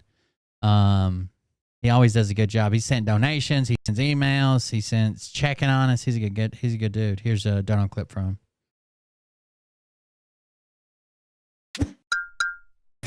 Hi, well, happy Christmas from Belfast, UK. From Thomas.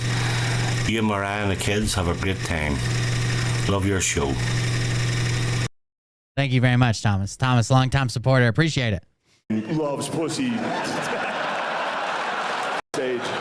Here's bullied whoever was up there. The only one who did pretty good in the debates against him was Biden, just because he had no fucking idea what was being said. Which actually helped him. That worked out for him. Because Trump's whole thing is he tries to get in the other guy's head, dude. You can't get in Joe's head. Joe's not in there. Good luck, dude. Biden is Trump's kryptonite in a debate. He's literally perfect. You can't beat him. Because Trump tries to drag the other guy into like a shit-talking contest where he will win. He will win at that. He can't get Biden. He tries. Every debate he's trying so hard, and Biden's just... That's it, though. He tries. It's just, you're a loser. You suck at crack. And Biden's just, what? Damn, dude, that's actually a pretty good comeback. You might win this thing. I miss it. I miss the speeches with Trump. You remember that? We used to get 5 speeches a day when he was in office. Anytime you turn on the TV, that guy was giving another fucking speech. Live, dude. Be in front of a helicopter, screaming, calling a lady a lesbian or something. This is gonna be a tough one to defend at work. But I'm gonna. Now it's sad. Now with Biden, we get like one speech every 3 months. And it's hard. He's like falls and shit. It's hard to watch. It's sad. I'm rooting for the guy. Obviously, I want things to go well, but it's hard to watch him do anything. Anytime I watch Biden do anything, I get the same feeling as like, you ever go to a friend's house and they have like a 16-year-old dog and it walks in the room? And you gotta do that whole like, oh hey, there he is. Just look at him, he's looking great. Thank you. My It's favorite funny. thing about Biden is anytime Biden finishes a speech, he transforms into a Roomba. Just.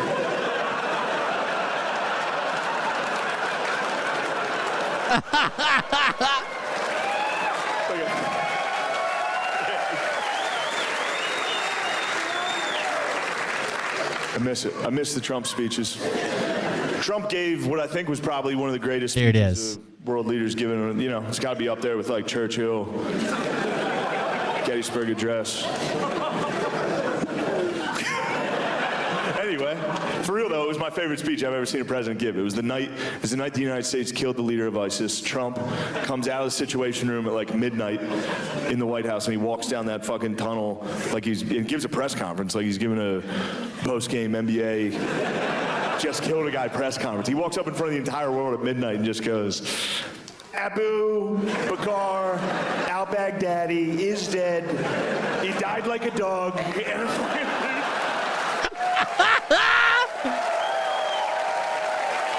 That's all him, dude. Made fun of him for crying. I didn't change one word of that. That's what he opened with.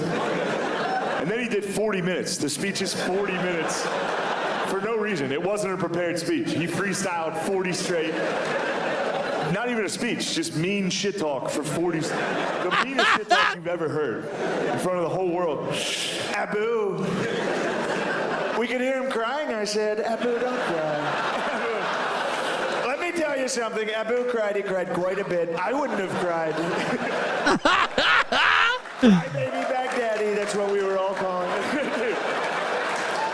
Look, I love everything about that speech. I love it. I love thinking about Trump in the Situation Room, surrounded by generals watching watching special forces, watching those cocksuckers. They've all seen it before, but Trump hasn't. Those if I was in there, I'd be like, get out of there, Abu, run. They're great lovers. Don't let them get you. Ah, they got him. Ah, they're making him squirt. No. No, how can you do this?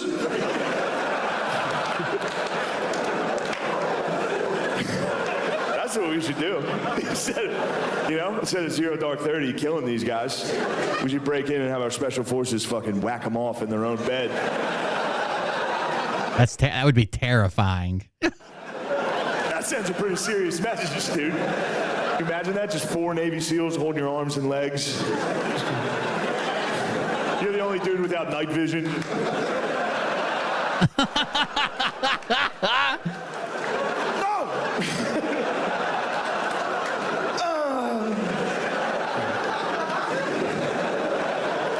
Queer.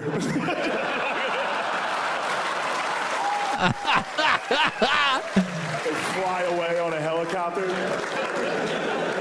You just got jerked off in your own bed. You fucking jerked me off! You make me do cum! You know what I mean? Anyway. Yeah. Would be pretty scary. You just wake up in the middle of the night and you're being held down. Some dude's staring you dead in the eyes, beating your fucking dick. And they just leave as quickly as they showed up. Be terrifying. Oh, it didn't even have the good part in there. Oh, it's coming. Hold on. I want that Michael Scott shirt right there. Hold on. Dark humor, not everybody gets it. That's kind of a fun shirt. This one right here. That's what she said. The Obama hope. That's what she said. I want that. Michael Scott. Michael Scott Paper Company. I love thinking about Trump in the Situation Room, watching a live military operation. He's the only dude in the room that wasn't military. He must have been the only dude watching it that was like, oh! You could tell he's never seen it before by the fucking speech. The speech sounded like a guy just trying to tell you some shit he saw. A lot of guys would knock on the front door, not these guys, not our guys. Not our guys. Our guys went through the wall. They blew up his wall. And they used dogs. Beautiful dogs. Beautiful dogs is the funniest detail. It's true. They actually did use, it was the Army Rangers, and they used dogs because they were afraid al-Baghdadi was going to be wearing a suicide vest, so they killed him with dogs. Rangers lead the way. And a robot. And then made fun of him for crying. It's like, dude, let that guy cry. That's the scariest death I've ever heard of. That dude was laying in his bed in the middle of the night, his wall exploded, fucking 10 dogs and a robot broke into his... Dude, 10 dogs wearing helmets and goggles broke into his house. The Paw Patrol, the actual Paw Patrol. All right, dude. What would you dude, if your wall exploded in the middle of the night and trained dogs with night vision goggles and shit, you would have to think that dogs and robots took over the world, right? There's no place for you in this world.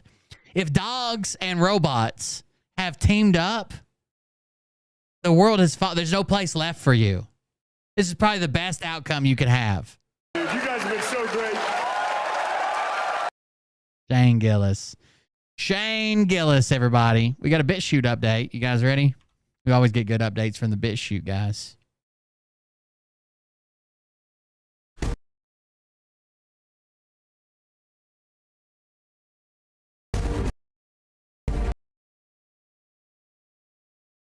The fuck? Just play.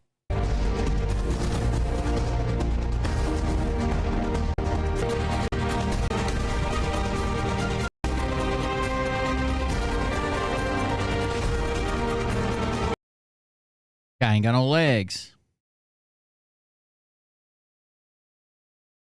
This is the story of a new United plane. Oh my with God, screens and Jesus Bluetooth Christ. at every seat and room for everyone's carry-on. I hate wait, BitChute so 2 much. New United planes, or 4, 50, 800. Okay, United is getting a lot of new planes.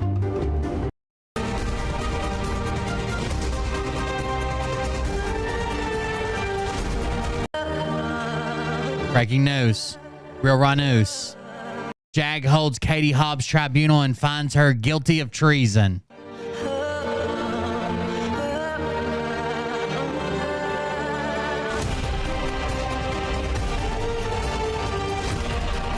United States Military and Navy Judge Advocate General's Corps and Office of Military Commissions commenced its case against former Arizona Secretary of State Katie Hobbs. Day one.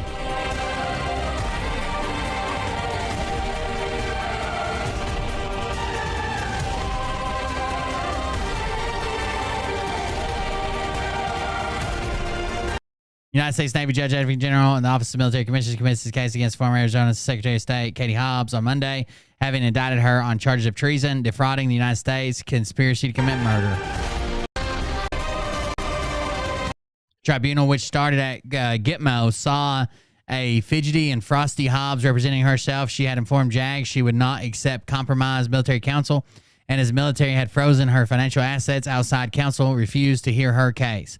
Sitting glumly at the defense table with her handcuffs around shrunken wrists, she appeared gaunt and fragile, her eyes dusky from sleep deprivation or malnutrition, fingers wrapped on the desk rhythmically as if to the beat of some song stuck in Hobbs' depraved mind.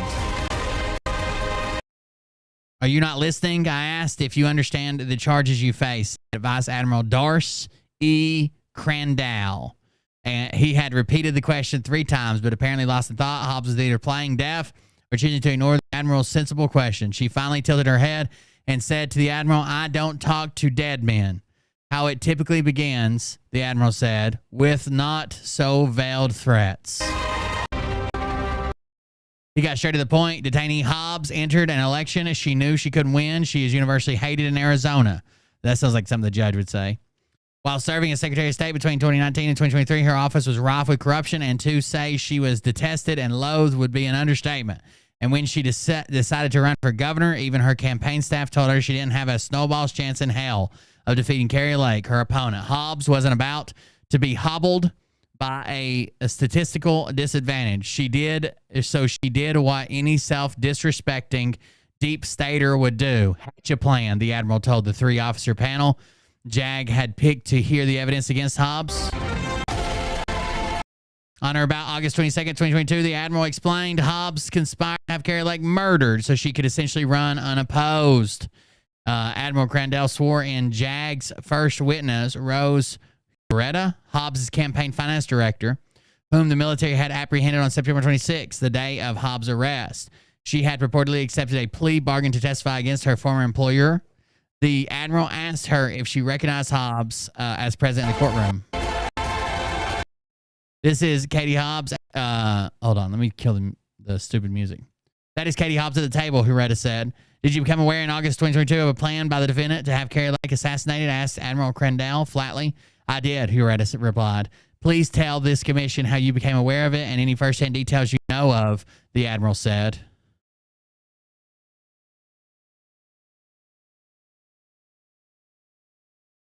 Katie, your defendant was not very happy with how polling was going at the time. The campaign was holding polls and surveys almost daily, and she, Katie Hobbs, and every time she didn't like the numbers, which was all the time, she got angrier and angrier at Carrie Lake. The polls got worse, and the more she drank. So I was with her in her office with her one afternoon, and she told me she could win if she made Carrie Lake disappear. At first, I thought maybe she was joking or was the alcohol talking, but I saw in her eyes a very serious, determined look. 2 days later, she tells me that I must withdraw $350,000 from the campaign funds so she can take care of Lake, Hureta testified. Very in-depth. Did she use the words murder or assassinate, the Admiral asked. No, sir. She said accident and disappear, Hureta answered. Did you ask the defendant why she wanted the $350K or you to withdraw it, the Admiral asked. I didn't want to ask, and I didn't need to ask, but she was, as I said, drinking a good bit, and she told me it was to make Carrie Lake disappear. Did you withdraw the money as she instructed you? She nodded her head vigorously. I did. Is there any reason she couldn't have withdrawn the money herself? She could have, Hureta said, but then it would have been her name, not yours, attached to the transaction. Yes, sir, that is correct. You can't handle the truth, Hureta. Hobbs interrupted from her seat. This is absurd, fabricated. Rose Hureta is a self-serving bitch trying to save her own ass. There was no drunken rants about Carrie Lake, no secret meetings discussing disappearing. Oh, shit, it's still playing. No secret meetings discussing disappearing. Every word you just heard was pure fantasy, a work of fiction, and if any money went missing, this is the first I'm hearing about it, and if so, she stole it for herself. Restrain the defendant. Drawing attention of the two MPs who gagged Hobbs and shackled her. This is like weird fanfic, dude. Shackled her already handcuffed wrists to the table. We do not tolerate unruly outbursts here.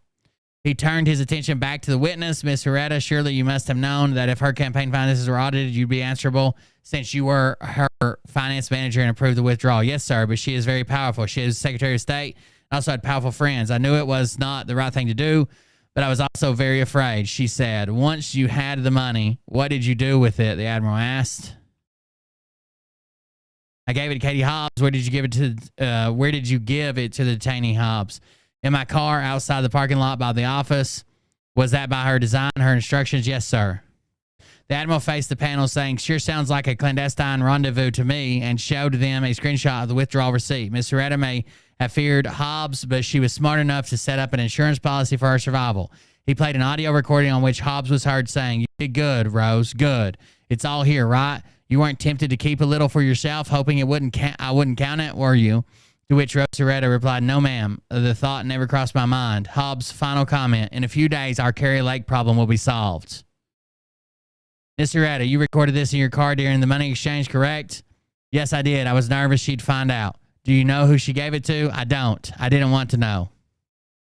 All these cloak and dagger theatrics aside, we know that Carrie Lake is alive and well, wasn't assassinated or disappeared. Miss Hureta, did either the money or Lake get discussed afterwards? Of course, sir. Maybe 3 days later, Katie told me she got cold feet after paying someone to make Carrie Lake disappear. She said she called it off because she was afraid if Carrie Lake vanished, she'd be the #1 suspect, and she was very mad that the person she paid wouldn't reimburse the $350,000. She told me that she'd find a different way to beat Carrie Lake, and that, sir, is all I know.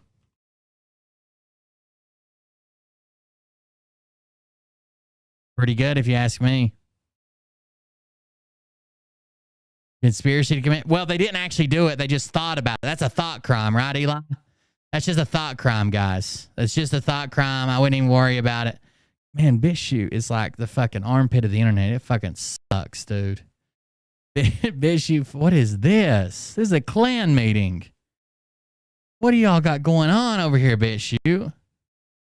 Oh, fucking wilding out, dude. That's too much. That's too much.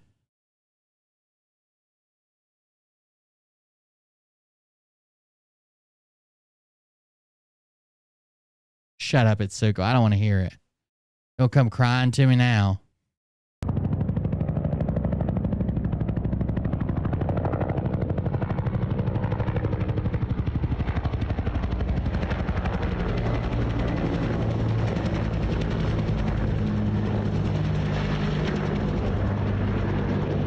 Rattletrap says just a couple hours ago, they also don't explain all this National Guard and Reserves components operating during the week and on weekends. That's not their weekend of duty.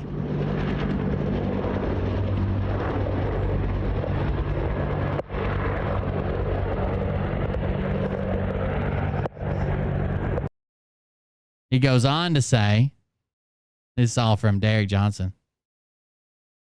He goes on to say, how come they never explain why the National Guard are up daily with zero emergencies? How come they never explain why the reserves are operating during the week?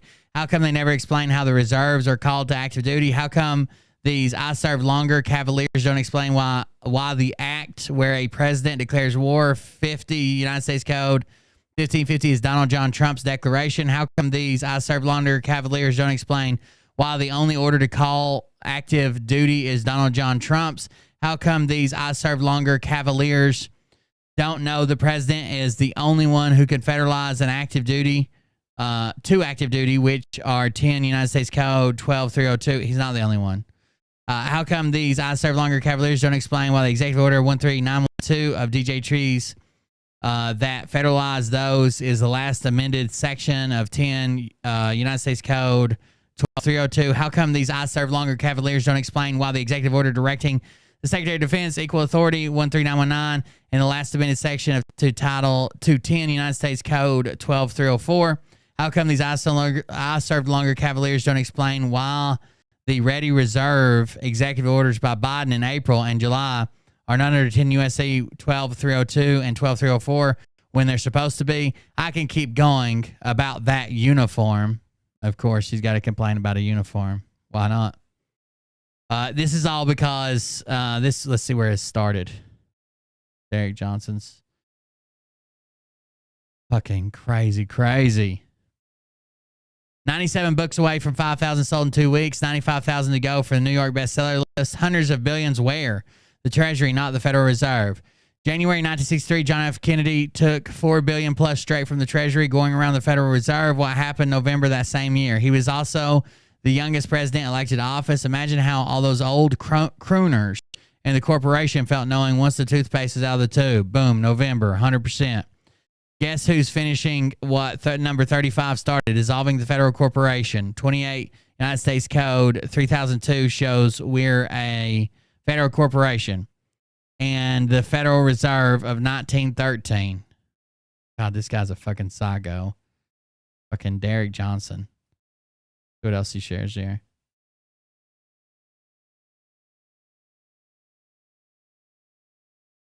Sorry, he's got too many fucking links and shit.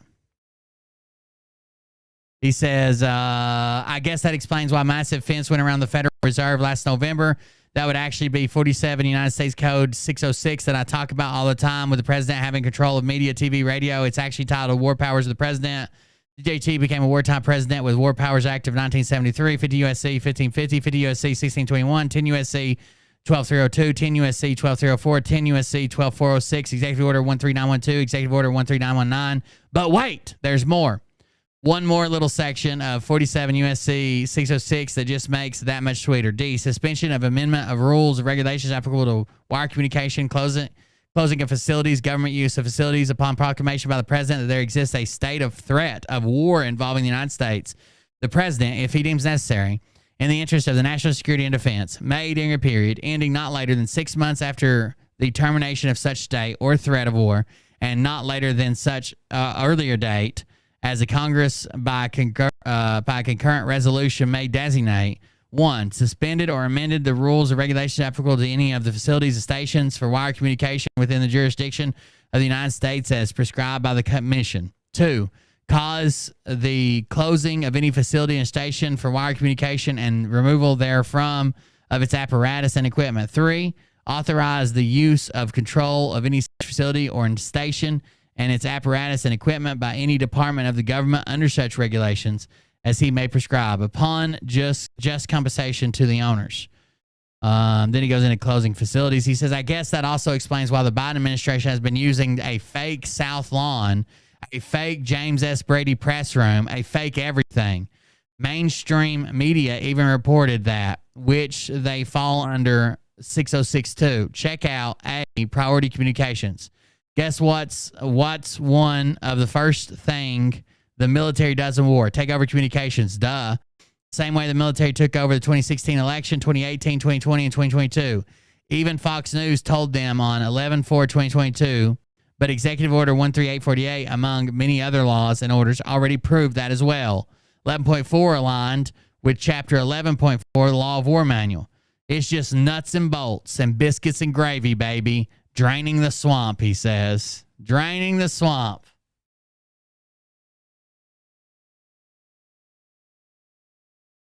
So here's where Derek Johnson's a fucking retard. You ready? What he links to is 28 USC 302. And it is particular proceedings, chapter 176, federal debt collection procedure. Subchapter A, definitions and general provisions. So this is for federal, if you owe debt to the federal government, okay, federal debt collections. Are we ready? And it says, definitions as used in only this chapter. So they have definitions for every chapter. As used in this chapter. Counsel. What for the United States? What is counsel for the United States?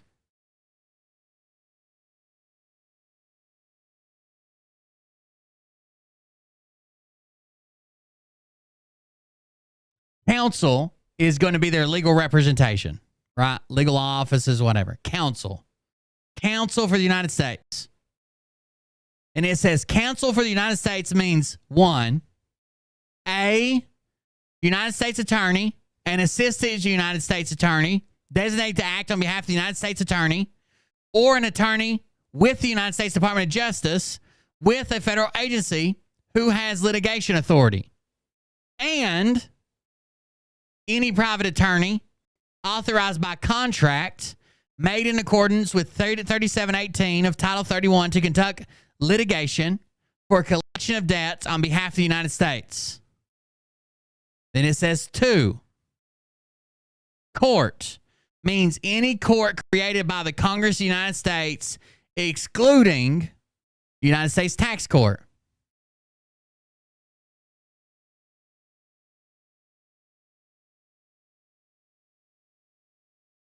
Those are the sentences he highlighted. If you scroll all the way down to, he didn't highlight it, but if you scroll all the way down to 15, it says United States means a federal corporation, an agency, department, or commission board, or other entity of the United States, or an instrument of the United States. Why would it say a federal corporation? Because in debt and employment and other things, the United States has to act as a federal corporation. If the United States employs you, they have to act as a federal corporation. He highlighted the wrong fucking part and then put it up there.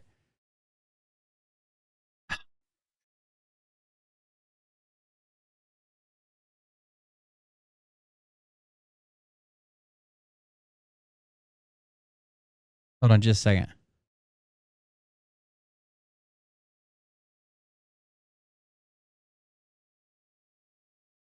The statute does not say that the U.S. is a private for-profit corporation. The statute defines what the term United States refers to when it's used in one specific section of U.S. Code describing federal debt collection procedures. This definition lists a federal corporation as one of several of the entities the U.S. that people can owe money to. You could owe money to it, so it has to be a corporation. It is referring to, if you see it in documentation and it says you owe money to the United States government, right? You owe money to the United States.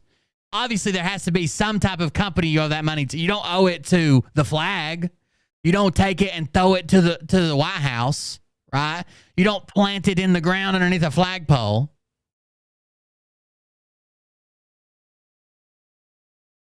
This describes judiciary procedures for people who owe federal debts. They don't understand the meaning of it. They never have.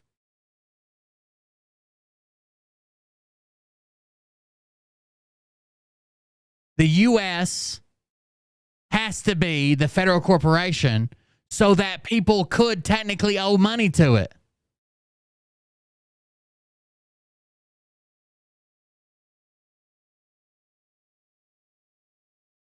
Jesus fucking Christ. To some federal corporation, federal corporations are not the same as for-profit, private, or public corporations. Federal corporations are money. They all have to do with money, but they're assigned by Congress. They are created by Congress. Amtrak is a federal corporation. The TVA is a federal corporation. The FDIC is a federal corporation. The Export-Import Bank of the United States is a federal corporation. These are places you can owe money to, you fucking retards. The definition or the pretense to making a federal corporation is a federal corporation has to be there to perform a public purpose which provides market-oriented product or service, such as a transportation or electricity. They have to be a corporation to work with other corporations. It does not say that it's a private or public for-profit corporation. It says it's a federal corporation. Find anywhere else in the world any business that says that they're a federal corporation. You won't find it unless they're owned by the government. That's how it works. He's such a fucking retard, dude. These people are... This is why he sounds so dumb where he's like, anybody can read laws and understand them. You just got to... Look, I'm a dumb guy from Alabama. That, yeah, I got a degree, but that don't matter. Anybody can read laws and understand them. Anybody can understand laws. Who can't understand law? No, you can't.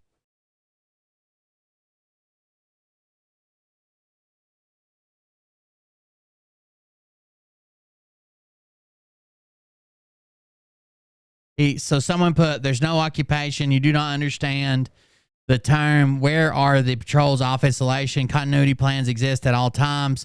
That does not mean they're in effect. That's right. Continuity plans always exist. A few more years of uniforming, you might have had the experience to know this. Unfortunately, you are you. He says, just like this clown on Twitter, make them famous. I guess that's why special operation commanders are writing forwards and pieces in my book. This is what's wrong with veterans, all ranking years with no military laws and orders. No, not apologizing for this. It's unacceptable shit.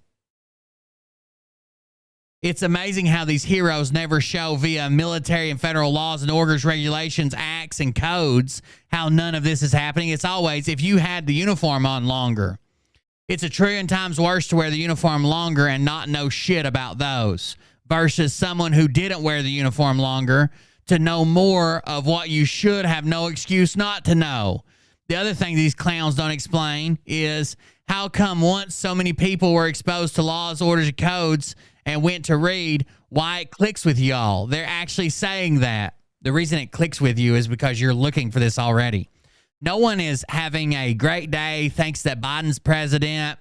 And, you know, inflation's kind of bad. You know, rumors of war is kind of bad, but life still goes on. The same as when we have a Republican president or a Democratic, his life still goes on. And then stumbles upon Derek Johnson and said, you know what? This makes sense. You all are fucking predisposed to believe Derek Johnson because y'all are fucking Q-tards. You already believe it. Oh, this clicks with me. He says, Why it clicks with y'all, so they're actually saying that, one, you're incapable of knowing because you never wore the uniform. No. The vast majority of people will not understand fucking legalese. How many times just in this chat, how many times have I explained something to you in a legal document that maybe I had to look it up, but still we've explained it here that you're like, oh, I didn't know that. I thought it was something else. I thought it was something different. I didn't know what that term meant. Because you're not supposed to be able to read legalese as the average person who doesn't deal with it all the fucking time. Two, you're too stupid and ignorant because what you read and validated your gut instinct. Gut instinct's the worst thing to follow when reading stuff above your level. Your gut instinct was false, which is false because you didn't read that and you didn't serve. Now reverse that. What's the uniform and years of service have to do with reading and applying what's been distributed to the public? What's unfortunate is all these clowns don't realize everything I talk about is what supports the Constitution. It does not hurt their way of life, only liberates more. It's truly sad how ignorant these people make themselves look, ignorant and sad. What he's talking about absolutely 1000% does not at all support the Constitution. He's talking about a behind-the-scenes takeover that no one knows about because it's all part of the movie, but the military supported it, so this one president gets 3 terms. That's not in line with the Constitution at all. And then we got a sad one for you. I actually love this lady. I thought she was beautiful and brave. I don't know if you guys remember this. This woman, we've covered her before, but it's a sad day. Everybody bow your head and say a little private message to those from above. What the fuck is going on? Get rid of this ad.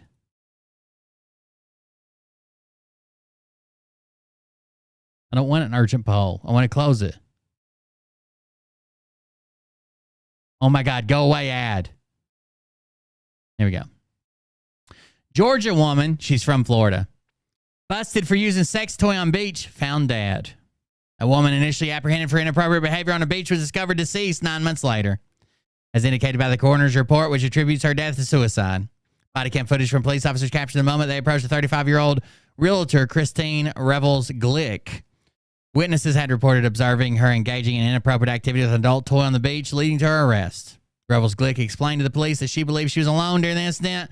Subsequently, she experienced a significant decline in mental health, ultimately culminating in her decision to end her own life. As per the coroner's finding, the cause of death was determined to be a gunshot wound to the head, with the manner of death officially certified as suicide. Gareth White, a neighbor, allowed local authorities access to the 35-year-old's apartment. We've actually seen this video. How you doing, ma'am? Officer Dollar, Can we speak to you for a second? We'll get you over there. Go ahead and bring your stuff. Yeah, can I ask what the problem is? I mean, if she's not doing it out in the public, why would they even fucking bother her? Like if she literally is by herself and not bothering nobody, who gives a fuck? All right, so someone called us. We got multiple calls about you. About something pertaining on the beach. Yes. Were you supposed to be? Were you doing something you weren't supposed to be doing?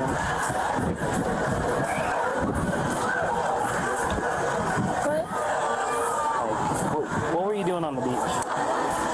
Like prior to coming here. Prior to coming here. Exactly. These people, they say it jokingly like God Emperor and shit like that. They want a king. I don't. There was nobody. I was just sitting on my towel. Nobody was around me. Okay, and you were over at the beach? Like I was near the water. Near the water? Even if she's covered with a towel, I don't give a fuck. Yeah. Okay. What did I do? I bet you she thinks that this body cam release ruined her life. Yeah. So apparently you were masturbating on the beach. Who saw that? I mean, a couple people. No, they didn't. That's not true. Why would they call us that? Nobody was around. Was it an anonymous call? Is this one of my buddies? Okay, one of my buddies. No, it's not one of your buddies. It's a family. Okay, look, let me show you what I did. Okay. Okay. Is there anything in the bag? No. Is it right if I look through it? I mean, if you can open it and can I see the contents inside the bag? Yes. Okay. I don't know. don't really understand what y'all are. We're just here because someone called and we're just very concerned. Okay. This is really highly offensive to me. I got it. I got you. And that's why I'm trying to figure it out. It's my vibrator, but I just put it in my. I was sitting on the beach, and I just. Bird matria. Oh no. Okay. Do I get a ticket? So you did have a vibrator. Listen, I was sitting on the water like this, and I just put it in there, and it was covered up, and I just had an orgasm. I'm sorry. I was stressed out. I got you. Okay. Just hang tight for me. I'm sorry. Nobody saw me. I was in the water. Okay. So if this is anonymous, I mean, if nobody saw them, they wouldn't have called, right? If nobody saw it. Man, please don't do this to me. That's not necessarily true. People can insinuate something, or maybe you said something, or maybe you bragged to somebody or were talking to somebody and they overheard you. That's not exactly true. Doesn't mean they did see it. A family saw it. They had kids. Swimsuit was still on and she was still in the water. So it's sad. I'm sure it's like indecent exposure or something. It's a bullet style. That's what they call it. It's a bullet style. That's what they call it. Oh, Jesus. Knows you going through it. You locking everything. She admitted to it, and she said she had an orgasm on the beach and all that other good mess. So, yeah. All right. Cool. I mean, I feel bad it led her to taking her own life. I mean, that's crazy. So that's why we're here. You know. I mean, if you're gonna do something like that, don't get caught. That's all I have to say, So, I mean, I got nothing against you, I'm sure it didn't go over well when this was published. Damn, that's sad. What the fuck is these weird masked kids?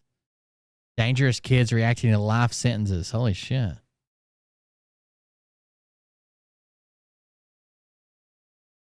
Kind of freaky, no? Just me? I'm the only one that's freaked out. I don't know.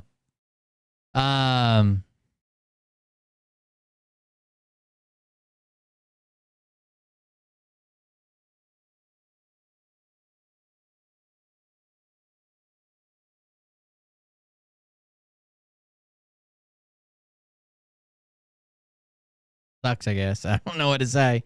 That's awful, to be honest with you. What is this one? Oh no. Austin sent us one. I can't even show his Amazon review he sent me because somebody's naked in the fucking background of the toilet paper. No, you stop! Hey, listen, I just had too much to drink. Don't ever grab me again. Do you want to live or not? On March 3rd, 2022, Ryan Austin Martin, a 280-pound man who'd been enjoying a few too many drinks, was about to catch a flight. Or so he thought. However, things quickly took a dark turn when Martin missed his flight and in a state of inebriation attempted to board another. In the midst of this chaos, Martin went on to assault his wife and 6-year-old daughter who were on vacation at Disney. The family was forcibly separated from their assailant by airport security, and law enforcement was immediately summoned. So I'm not being arrested. You want to see a show? Pay for the show.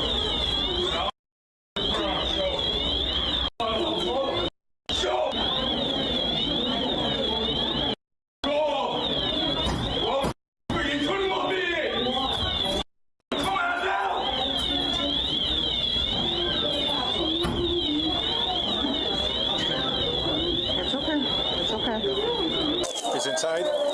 They're right here. What happened? Hey, bro, I'm more Clooney from Jersey if you need help. Yeah, I'm just looking for the bad guy. Hey, bad guy's inside. He just went inside. Sir, put your hands behind your That alarm sounds good. I'm good. Oh! Get on the ground! Get on the ground! Get on the ground! Get on the ground! This dude's too big. He's got to be sneakier. I was like a ninja. Get on the ground! Get on the ground! Get on the ground!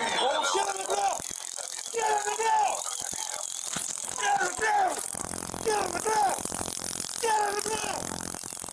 Get on the ground! Get on the ground! Hands back! Get on the ground! Hands back! Hands again! Hands again! Put your hands behind your back. Put your hands behind your back.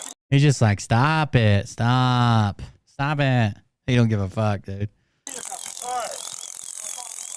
You cover him, I'll cover him.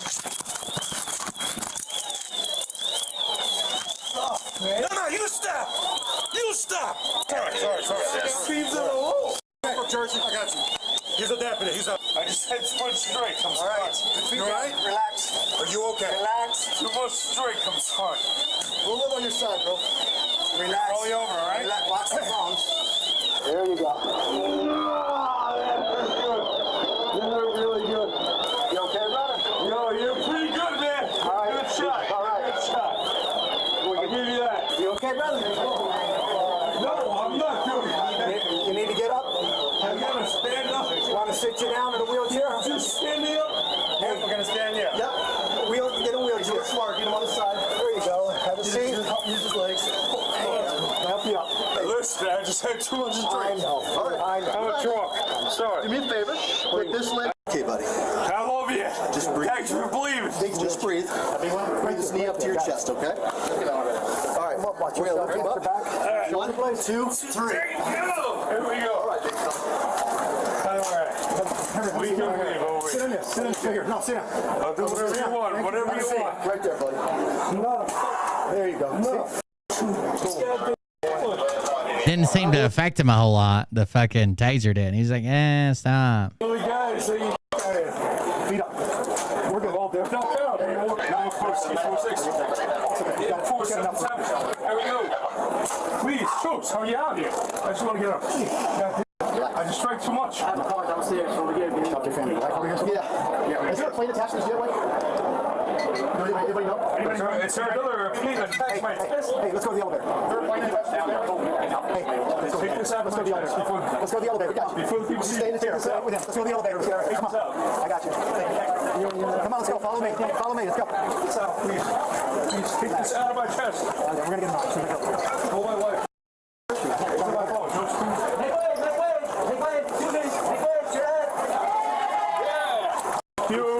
Everybody's cheering. It's always bad. He was sitting next to us, and he was getting kind of loud, and then he right in these seats here, and he was getting kind of loud, and then she was sitting next to me, and he actually said to her, he says, "Oh, really? I'm being bad," and he says, "I'll drop you right here." And I leaned over to her and I said, "Are you safe?" So you told her I was going to drop you right here? He was going to drop his wife. Right. He threatened and all sorts of stuff. But I've said that to Brian so many times I can't even count. I did get security and I tried to help. So good. I appreciate you. Thank you. We got here. I guess he's anxious about flying. And when the Dunkin' Donuts is, yes. we kind of lost. Aren't you supposed to beat your wife on the way to Disney? I think Walt Disney himself put that. Ain't that a rule or something? He was yelling and screaming, cursing at people. So no, Just me? Like if you're standing there, just curse at so I was more concerned with them. He's cursing and yelling. He came over to us and kept on yelling and screaming and left and went to the bar 2 different times. I've actually got the kids trained that we're going to Disney World actually means leave me alone so I can beat my wife, your mother. And then came back over here yelling and screaming, cursing. Just got there. He's one time said that I was going to call security. On the way here, they were telling us that he had put in the hands of the Okay, he's trying to pull my hair. Yeah, that's what they told us on the radio. That's why we're coming fast. Yeah. All right. And you said he's your husband? Has he done this before? No, but the drinking, yes. When he drinks, he becomes aggressive? Yes. So he drank today? Yes. But he came with a glass of, look like a martini or something. Okay, that probably changed his mood. Yes. So we received a call from the agent at gate 48 that a If you want to take it off so he can get your voice better, it's okay. that we need a supervisor. There's a customer being abusive towards his family. So then I'm usually the ramp supervisor, but since she goes by herself, I was like, I'll go over. You know what I mean? So I came up, and as soon as I came up, she came over here like, no, you gotta call the police because he was screaming already in the gate area, and everybody's just staring, you know? And she's trying to the wife, her sister, and the kids were like kind of like in a corner, like right there, sitting in the front. And I noticed that there was fear. So then I looked at them. I'm like, "Are you guys okay?" And she's like, "No, we need help." So that's when I pulled out. I told him to come with me. That I needed to talk to him away from the gate area. He just looked at me crazy and he ended up. So then I told them, "You guys step away." And I kind of got in between where he was sitting and where she was. And this was right there in the front where the kid with the burgundy. So I told her to come back here where this area is kind of away from him. So when she did that, he started following and getting aggressive verbally. So then I told him, I was like, no, I wanted to keep him away from her. You know what I mean? Because I saw the aggression building. So Ooh, damn. when he started walking, following me, like trying to get here to them, and I was like, "Sir, I'm going to call the police. You need to step away." So then he started walking that way, like rushing, like he was trying to get away. So the family came here, and I followed to see where he went so we can notify you guys. You know what I mean? Not close. I let the distance. You know what I mean? And he stopped at 42, and he was trying to blend in. So I came back, and as soon as I came back, somebody said he's coming back, and I looked, and I told the family, I scanned my badge in here, and I was like, "You guys come in here, because to me, this is a secured area on the jet bridge. You know what I mean? To keep him away." So I closed the door, and the kids are crying, and they're saying he gets like that when he drinks, he's abusive, he gets aggressive. And who's that He's like them with the wife. She's like, "He's gonna hurt somebody. He's gonna hurt somebody." And I was like, "He can't get in here."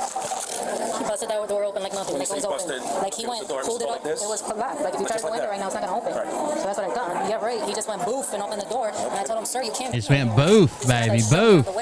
Like get out of my way. Go with his body, not his hands. That's still a battery. That's still a battery. So once he went in the jet bridge and he was telling her, like, "You're really doing this to me?" And he grabbed his cell phone and went boof right in there in the jet bridge. Like he grabbed it like this. Stop. Repeat that again. I don't So he grabbed it like this, right? Let's say this is So let's say this is the inside of the jet bridge, right? And he went boof like that. Like he hit the cell phone with the wall. His cell phone or your cell phone? His cell phone, not mine. His cell phone. Oh, okay. His cell phone. Right, his cell phone. So he was just trying to hit something, but he hit the wall. So then I told him, Did you get a little scared? Huh? Did you get a little scared for that because of his Not really. My mindset was more. I was. You were there that time. You were alone, right? With him. With the family. I was more being overprotective with them because I know that he will harm her. You know what I mean? I'm looking at him, his whole movement in there, and then I kind of talked him onto, "Look, come on, guys, let's go out here." And she started grabbing everything, and he walked out, and I closed the door again. So this time around, I was holding the handle inside of there and trying to put my body to it, and holding the side, the corner here, and pulling it on me. Because every time that he would try to open it, I would pull it on. So he was trying to go in again. Because when we were gonna exit out, there she was grabbing everything. When I told him, "Come on, let's go out there. I'm gonna book you guys so he could calm down." So as soon as he went out first, and she was grabbing her stuff, I went and I slammed the door onto me again. And this time I kind of put my foot on the corner and I was pulling the door on me, the handle, like to exit. And you were in the jet bridge, right? I was in the jet bridge and the family was behind me. So then he was here. she called, yeah, Right?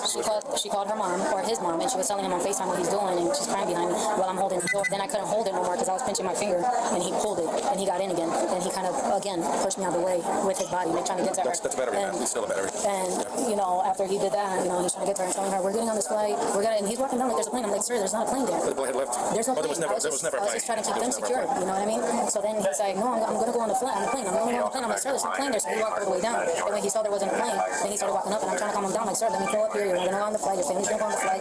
Just hold on for a second." You know what I mean? And as soon as he came out, you know, I kind of heard. I don't know who showed up first. You showed up first, and I got the family out when I saw you coming. I told him, "Come on, come on, come on." And she kind of went that way. But he was coming from here when I saw him. Exactly. When he came out, when I opened the door, and he came out, I saw you. I like when she says boof too. You were coming. So then the I'd boof that bitch. like, come on, grab your stuff and go around. Stacey, yes.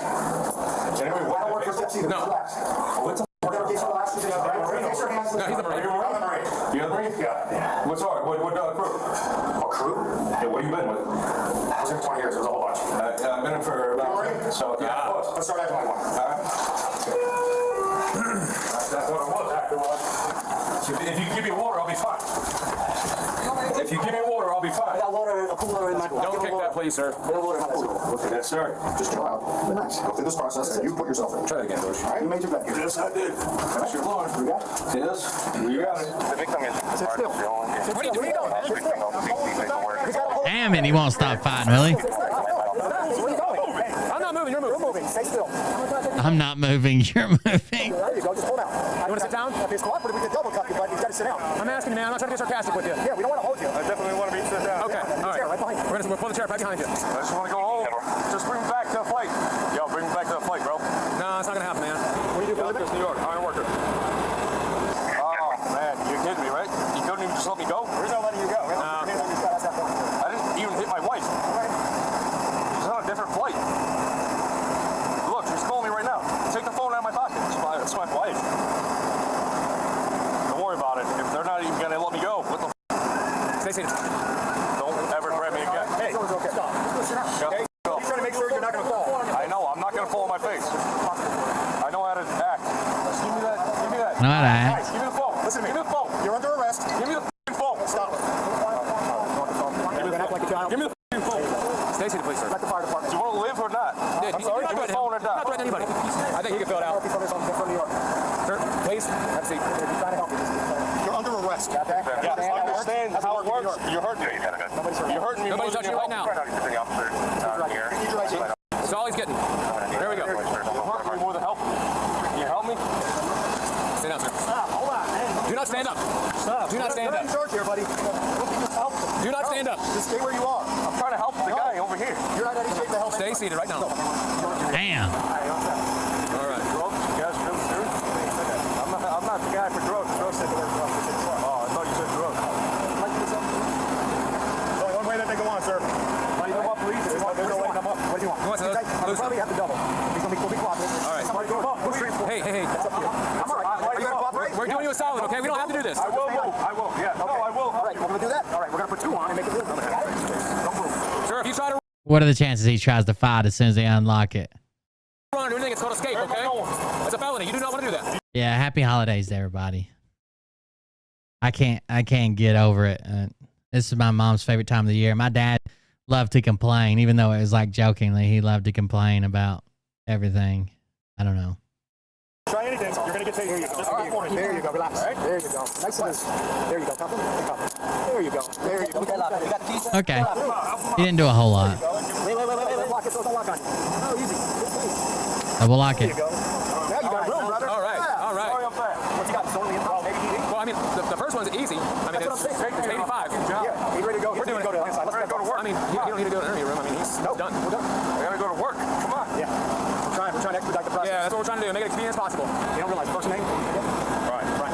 Okay, right. We're trying to expedite this. We gotta go through the process now, right? Now, if he tells me to put you in there, that's like the sardine can. I do not want to be in here. Right. You gotta go to the jail in there. So we're gonna make it. Okay, we're sorry. Almost here. What we're doing is comfortable outside here, okay? Instead of putting you in now, you're out here, okay? All right. Yeah, we used to watch the Christmas Story on loop where they do 24 hours of the Christmas Story. Great. Help me out or not? We are helping you out, man. We were doing it the other day. I was trying to get Atsuko to sing that fa ra ra ra ra ra ra. She said it was racist and she wasn't. There you go. To cut the head off the duck. There's no going upstairs. You have domestic battery. You have battery on the. No social in there. Nope. Don't worry about it. You attempted to breach security. Which is how you talking about. TSA will handle that for you. Never hit one of them. Okay. That'll do it, huh? The iron worker. Tough work, man. A little bit tougher than this.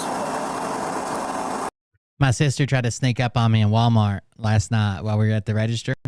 So I tried to run over her and her family in the parking lot, you know, to get even. What's up, man?